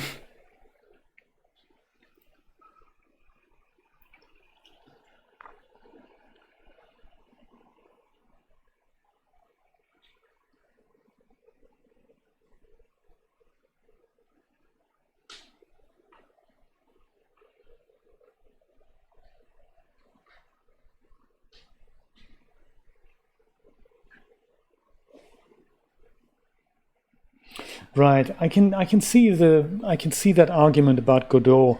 Why compete with something that is already open source and available there? I mean, when Blender introduced the game engine, I suppose Godot was not quite available yet. Things like Godot, in case anyone is wondering, why we would have an open source engine if we quite clearly have something so capable like Epic and Unreal. It's free. Why would we want to do that? Well, you never know what happens to these projects in the future. Do you guys see what I'm seeing? I'm seeing her not moving beyond. She's like static there. So I'm kind of glad we saved version 10. Let me load that back in and then attach another walking away block out of that. Yes, she's frozen there. I need her to walk further. So there we go. T-Bank, thank you so much for the subscription. I appreciate that. Subscriber Mania. This is so exciting, guys. Thank you so much. How exciting. So we had how many new subscribers? Oh my goodness, this is T-Bank. Then we had I Killed Elvis yesterday. And we also had Goma earlier today. That is so exciting. That is amazing. Guys, I love you. Together with TCG Mark, by the way, also welcome. And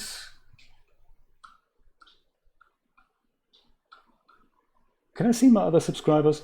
Well, Brian, of course, Chris Cox, Steve, Marsky. My God, guys, I love you all. This is so exciting. Thank you. I really appreciate this. Twitch has only really just started for me. It was always one of those other platforms, you know, that was there during the multi-streaming time, but now that I'm doing this on Twitch and just on Twitch, I'm feeling right at home, and thanks to you making me so welcome here. This is really nice. I think we've got something precious going. We've got something really valuable, and it's nice to just hang and shoot the breeze and do some 3D fiddlings in the background. Very nice. Thank you. And look, the rat's been approved. And I think because I now have more subscribers, I've just unlocked another emote slot. So we can go and design another one. If you have any ideas, let's bring them together.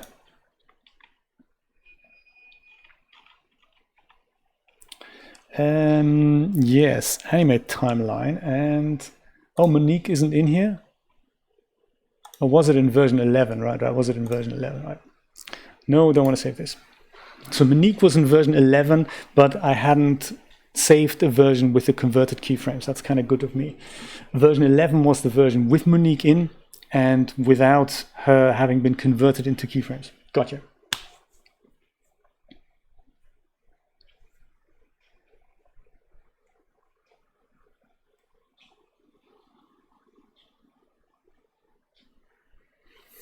Ah. Oh, how exciting. What scene are you working on, Goma? Just like, if you have a work in progress already, feel free to share it with us. There's a section on the Discord server in which you can post, it's called the lookbook, and you can post things like either works in progress, or you can just post final renders, anything you want to share. You can ask for critique. You can just, put it there. Okay, let's go back to texture shaded. The animate timeline is already open. Where's Monique in all this?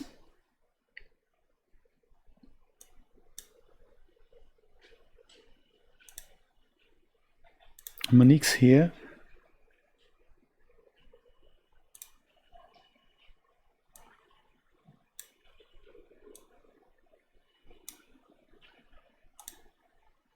Oh, well, that's not good. So we have 1201. Well, that animate slider really isn't good. So here's Monique. I just can't find her in the... I just can't find her in this view. Where is she?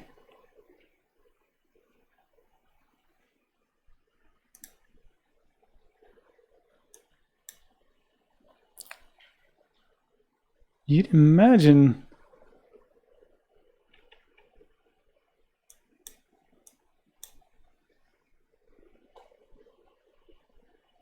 That's the zoom. How do I expand this? Oh, come on. There's really no way to do this, is there? That's hilarious.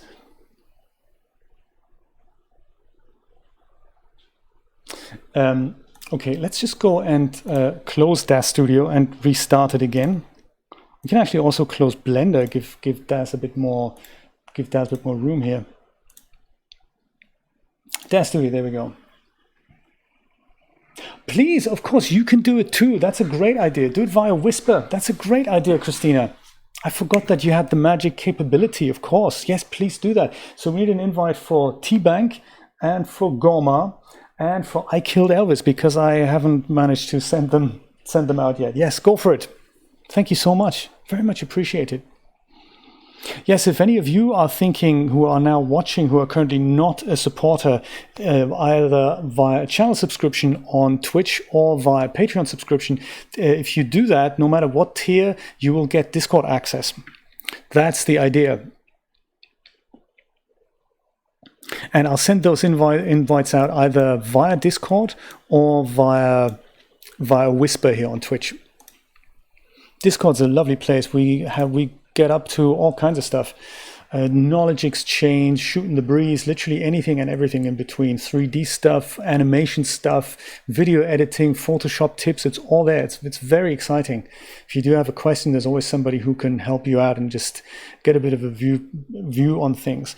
And everyone's hand selected, so it's not like an open forum. It's not an open Discord server.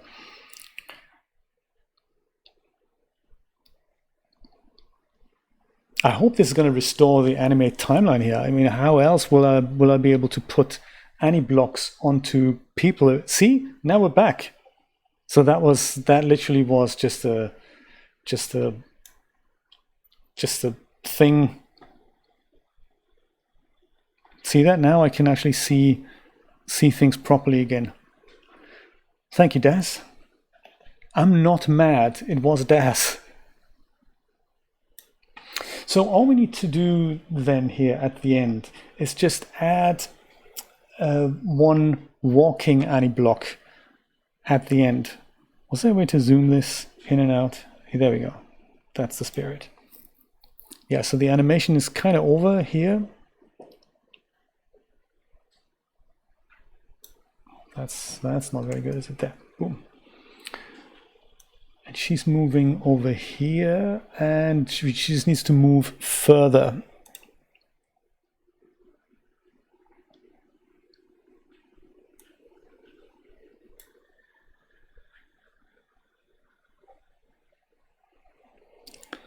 Also, we're 1201 frames long, aren't we? There we go.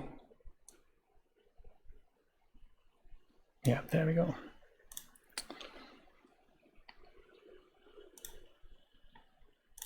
Whoops. Genesis 8 animations, and we're just going to use the same forward cycle. So that should blend right in over here. I think one might be adequate. Let's see. I just don't want her to freeze in the middle of the picture here. So she goes, and now she walks out. Yes, perfect. So one block is enough. We don't need more than that. One block is enough. Perfect. Okay, I'll go and save this over the current V11 because that was the one that we needed. And then I'll turn her into keyframes as well. And then I'll save this as version 12. Make a few strategic renders. And then we're done with our Valentine special. So bake to studio keyframes. That's it here. Just if you're wondering how to get this menu up, there's no menu option here. This is literally the gray field underneath this. Right click and then say bake to studio keyframes. And that will ask this question here. And depending on how complex the animation is, it'll take some time, during which you get no feedback from DAZ Studio whatsoever. I did, yes. Thank you for thank you for remembering. I remember I was watching William Cheer's stream that was about Unity game development, about Manifold Garden. Very nice. And he had his bot was reminding him to save every 10 minutes. That's very clever. And yes, I always appreciate cues like that. There we go, perfect. So it is, do we have keyframes on the timeline? Yes, Monique is full of keyframes. So now I can go remove these blocks. If you click one and hit the backspace button, the whole figure gets deleted. It's a good user experience, that. So you have to use a little trash can icon there. And now we don't have any AniBlocks anymore, so hopefully Animate is no longer active. And now things are already much faster here. As soon as Genesis comes into play, it then gets a bit slow again. But that's okay. So we've got two people walking now. We've got two cars in the background. And we're ending up on this logo. So just to reiterate here, we've just animated the light. Because of that screwy camera movement here, I couldn't set a proper camera keyframe. This is embarrassing, but it is actually easier to just animate this in the post. So I'll stay here, and then this will just be a subtle zoom in and slight correction of the logo to horizon. And then it'll be just, then we'll see back to our 3D. And during that move that I'll do in the post, the light will travel from here to there. Let me go and save this as version 12 now. There. And then we'll have a look at a few renders, and then we're there. Thank you, Joe. I'm glad you like it. So I'll see if by tomorrow morning we should hopefully have an animatic that I'll have render overnight. I hope that's gonna work with 15 frames a second. That should work. So like, yeah, let's take this, for example. Let's render that and make it make it 1600 by 900. Okay, nice and large. It's so bright, man. It's so bright. Then, of course, that's the next question that we need to ask ourselves. So how many iterations am I going to render this on for the final animation? And that's a tricky question, because there'll be if I render it in 1920 by 1080 and I do 200 iterations, then it'll be about, it might just be like 2 to 3 minutes per frame. Then dictates how long the whole animation is going to take to render. So this is almost full, slightly less. I'll see how long that takes. So this is now, I think, 200 iterations. And for an animation, it's probably acceptable because we don't see the frames that long. I use the denoiser as well. But even with the denoiser, things like reflections in water puddles and all that, that's difficult to, sometimes it just doesn't look good, So I'll see. I'm aiming for 200. 500 would look better. 1000 is ideal, but I don't think I can justify the time it'll take for pictures to render. So we see this is a reflection here, a water puddle reflection, and Stonemason is great at doing that. But if you have an animation and the reflection from changing from picture to picture can look awkward, it can just look kind of mushy. And if it's on a single picture, you don't realize that. But as soon as it's an animation, you have this change from picture to picture. And the reflection, if it were to look the same on every picture, we wouldn't say anything. But if it doesn't, if it's like mushy, then we just see, hey, there's something wrong with it. And that's something we want to avoid.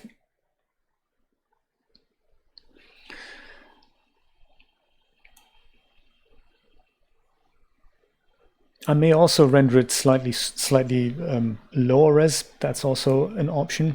So this was 1600 by 900, which is good. The time it took for that under help troubleshooting view log file, because I wasn't paying attention exactly, that was 1 minute 55 seconds. So yeah, about 2 minutes per frame. 2 minutes per frame, and 1 minute of that was literally just loading all the textures.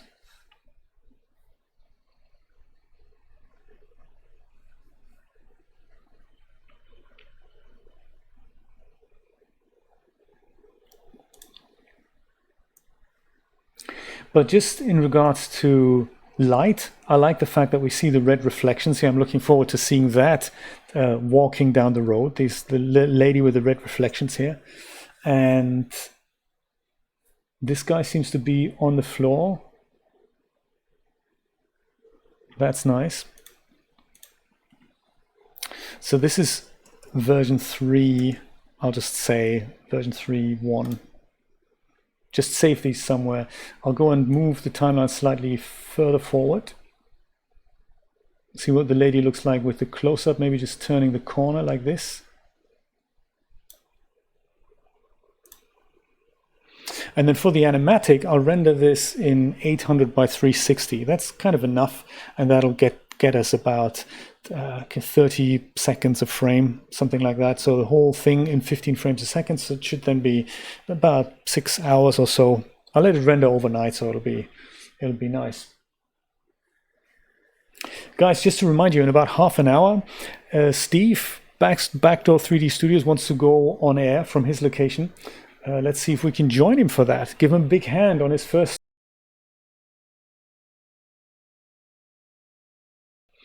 That's partly why I'm making this, because he needs an introduction of supporters. This series, Streaming 101, is currently in production. I've got about 8 episodes. I was editing episode 8 today, and that'll probably go online tomorrow. And that'll be a series that gets you started on how to do streaming from start to finish, about how to use OBS, how to get that started, how to switch between scenes, but then also things like how do you put your stream online, how do you get chat overlays and all that. So that's all covered in that. I like it. I like the positioning here. I like the lights. I like the fact that we can't make out the actual characters, and this is just something that's rushing by in the background.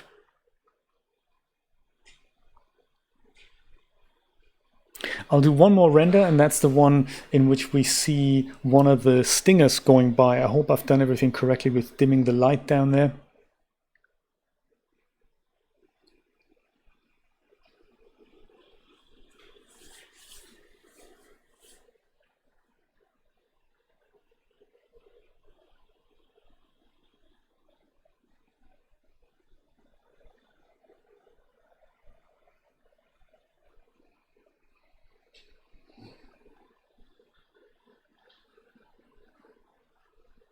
Thank you so much.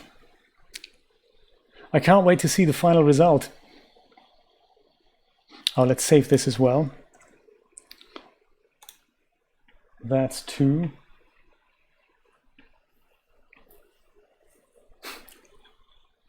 Kiwi, sometimes the thing is, we just don't have the time or the mental capacity, you understand? We would love to do so many things, but there's only so many hours in the day.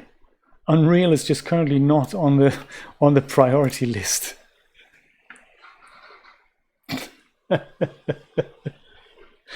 Oh, that is so funny, Rod.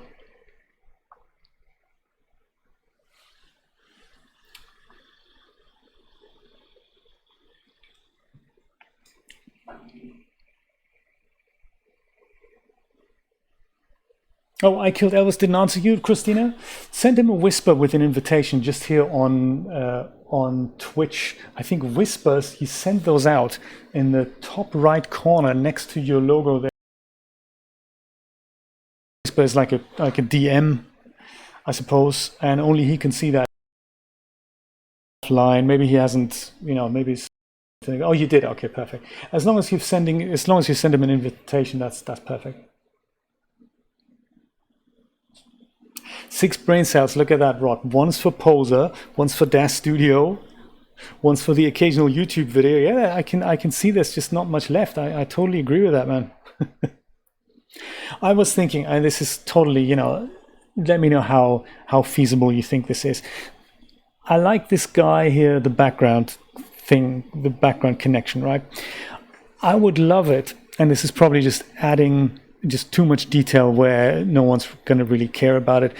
We're going to see him whizzing by here, but to emphasize him a little bit more, and since it is the future and you know things have flashy lights on them all the time, why don't we parent a blue spotlight, point light, or something that just shines down here, so that when he moves by, he just, you know, that's like a blue or green light. One guy can have a green light, the other guy can have a blue light, and that just goes. What do you think? Is crazy talk or too much effort? How long is it going to take us? 10 minutes?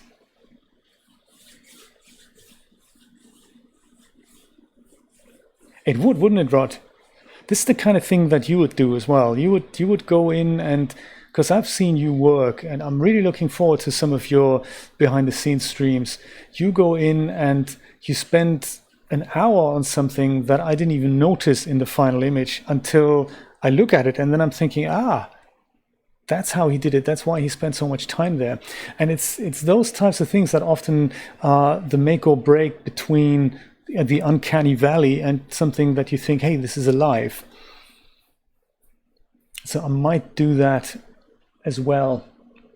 I might just give a couple of colorful lights here to my little friends here.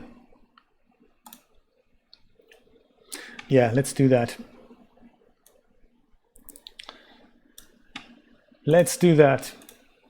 It's a Valentine's Day special after all. And we have another half hour until Steve goes on air, so there we go. So stinger number 1. Let's go look at him. Here he is. So I'm thinking, because it doesn't need to really be attached geometry and all that, it just needs to be, shall it be a spotlight shining down or just a point light underneath the stinger? What do you think?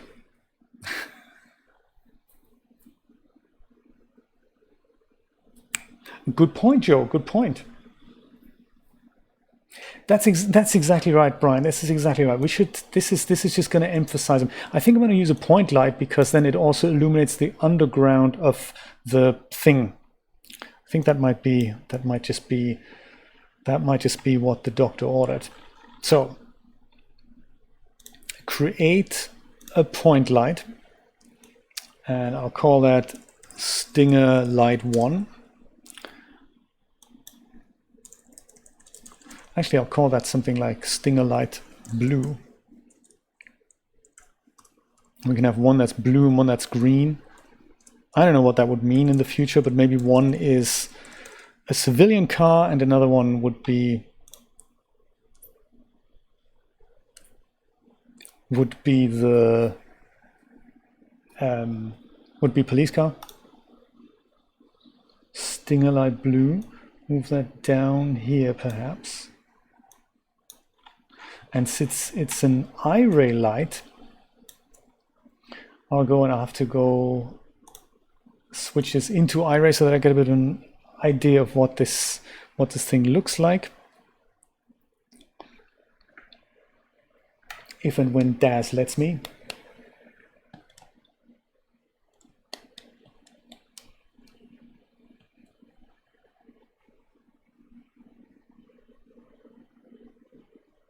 That's a good point, Rod, absolutely.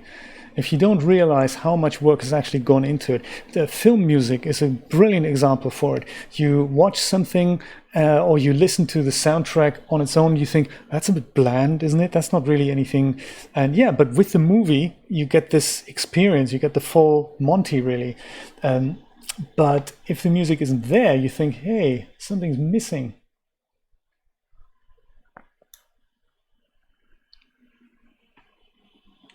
I think I might just go hide my characters here. If and when DAZ lets me do that.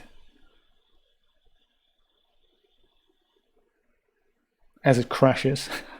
No, don't say that. Don't say that.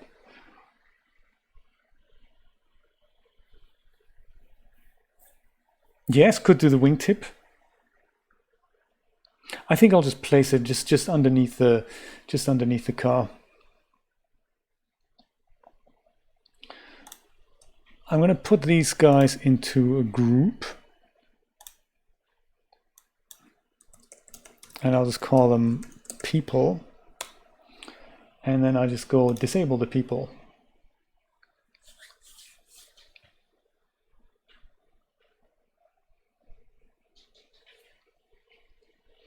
I think I'm also going to go and disable my set. That should be a little bit faster here. Interestingly, the set is... Why is the set still visible? There. Why is the... Please, sir, I don't understand. I've made it invisible.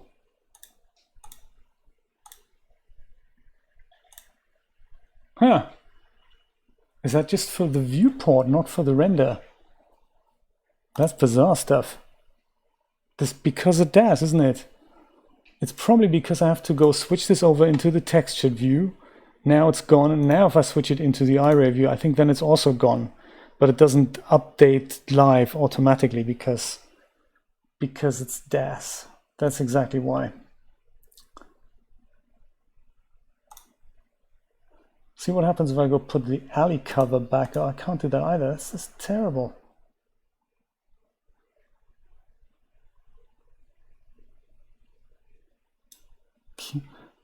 Alley cover there. This is the alley cover, right?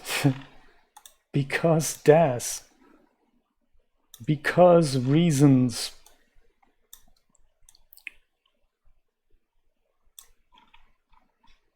So really what I'm after is the stinger light here on the parameters. And now I can move this all a bit faster here. That's much nicer.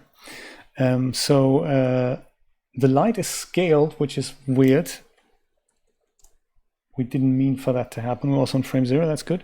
So on light, we'll go and we don't have to have that two-sided, but the luminous flux, I think we'll have to make that maybe 50,000. And also the light here, we're gonna make, I don't know, something like a blue, like a police type blue.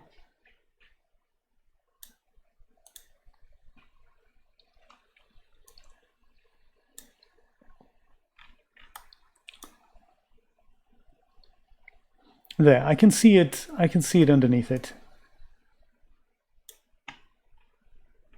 So the bottom of the car is now slightly blue. How blue we need to actually make it, we're just gonna have to go and look at it with the set on.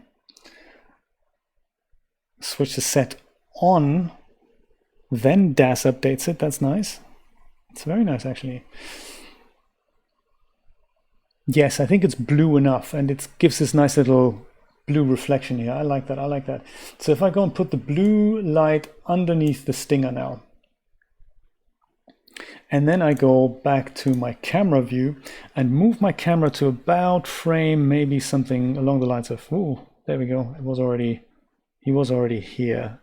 About frame, something along the lines of 300. Here he is, whizzing by in the back alley. What does it look like? Can we actually make that out?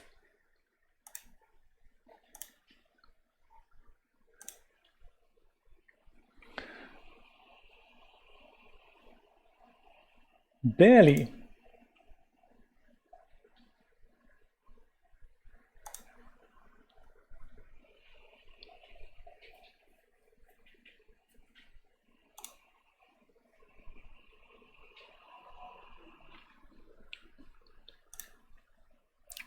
Well, I guess.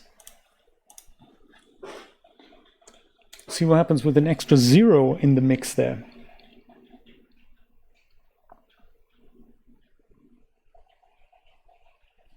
I still can't see it. This should be extremely bright already. I ain't seeing nothing, man.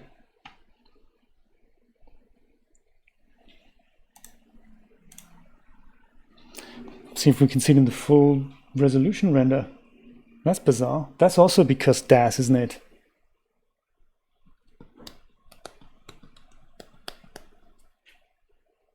I was thinking about red, Rod, but the thing is, the lady is already wearing red lights. I thought maybe we'll introduce a different color. If that's even possible. We'll see. If it's not possible, we'll just, we'll leave it. I can't see it. It's not there. Why not? I need to know.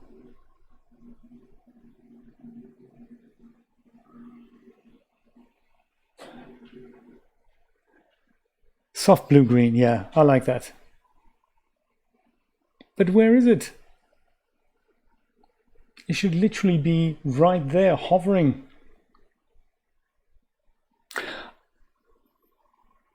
Unless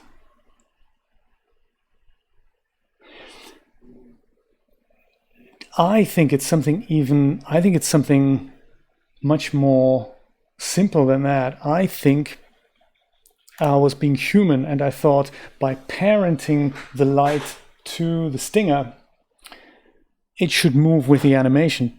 But it's a DAZ program, isn't it? So it's different than what you'd think would happen. So I would imagine the light is still in the same position, no matter if it's parented or not. I betcha if I go and just switch this back to texture shaded, and I go to the perspective view, and with the light selected, where's the light? Is the light? Oh, the light is here, so it has actually moved. It is moving with the thing. Oh, is it too far up inside the thing? Is that the issue?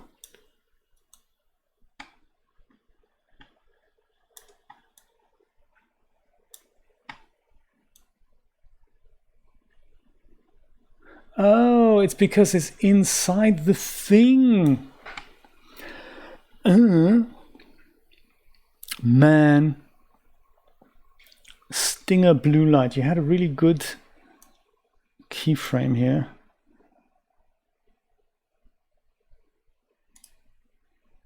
Okay, delete these keyframes, and then it stays in position. Man. You gotta really think in 11 dimensions here. Unbelievable. So even in this preview, let's go and watch this as a real render here. Whew.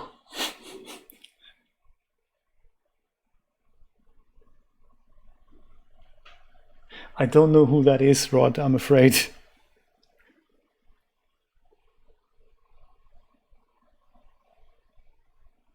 Oh. You have to really think in so many dimensions. That's not easy sometimes.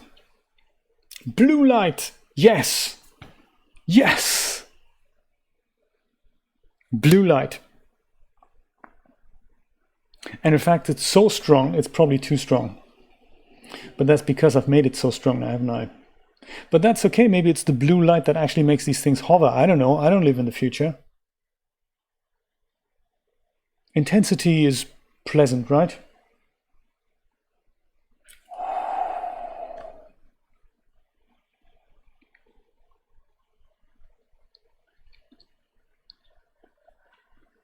Steampunk Belladonna thinks it's a bit too strong.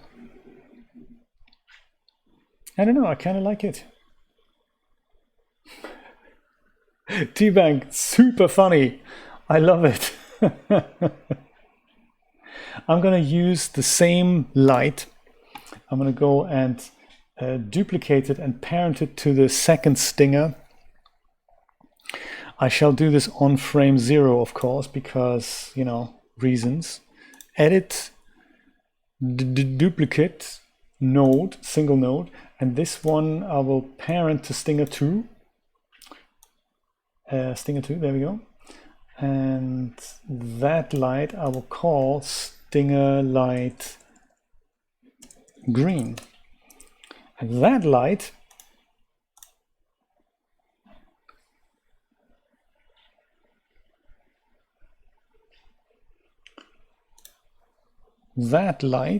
we'll just make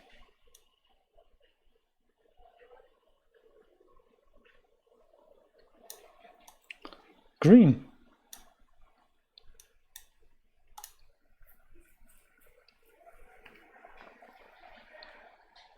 I think it'll be nice if it's intense, because then we see some things happening in the background. If that's the point of the light was that the hover cars were kind of blending into the background a little bit. I'm thinking it's okay if it's a bit strong. Just checking this guy. That's the green light. That's the second stinger. Oh yeah, cool. So stinger blue light obviously goes back on. Where is the other light now? Are they both moving? They're both moving with the first stinger. Man, why is that happening now? That doesn't make any sense. Because it's also copied the keyframes from the first one. Man, that's just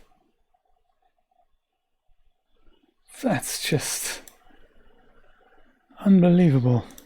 So stinger number 1, we don't want to do anything here. Stinger number green light. There we go. Stinger's green light. Let's take those guys away. Right? No.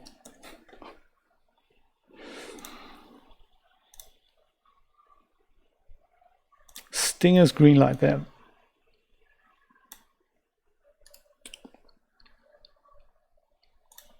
Delete selected keys.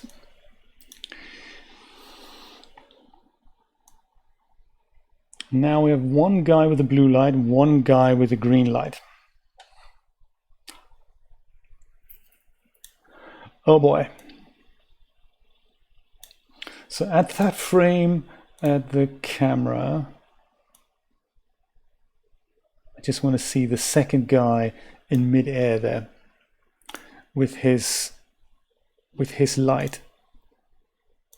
I have a feeling I should save this as version 13. Lucky number 13. And that's me thinking, oh, I'll be done in 1 hour with the Valentine stream today. It's been 2.5 already. But it is literally the last tweak we're making here. Totally cloned, man. Cloned the keyframes, cloned it all. Cloned everything. Right, create. No, not create. Render. Render. Woohoo! Come on. 11 out of 10. I love that. That's the kind of rating we're looking for. 11 out of 10.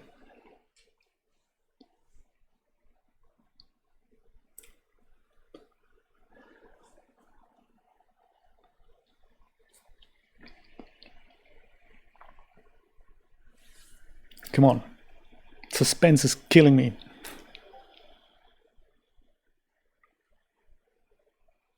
Green. This is going to look good. I promise you, this is going to look good. The light is the reason why these things hover. That'll be our story. It's kind of a propulsion engine, and while that makes cars hover, it also, gives out green light or blue light, depending on what model you're buying. Okay, cool. I shall prepare this for animation overnight, and I will let you know tomorrow morning at some point, or tomorrow during the day at one point, when the animatic is finished rendering. If there are any tweaks necessary, then I shall perform them tomorrow, same time, same place, at about 5 o'clock. If not, I'll just let my guys render and go and play maybe a bit more Halo. Don't know yet. We'll see how this goes. We'll see how the overnight render comes out. My friends, thank you so much for joining me. Have a wonderful, happy Valentine's Day if it is not already over. You guys are the best. We've had, I think, 13 live viewers. That is like the most I've ever had. So thank you so much for hanging with me. Thank you so much to all the subscribers who've pushed a bit of cash into my direction. That is absolutely unbelievable, and it really encourages me to keep going. Have a wonderful time. I'll see you tomorrow. Take care. Bye-bye.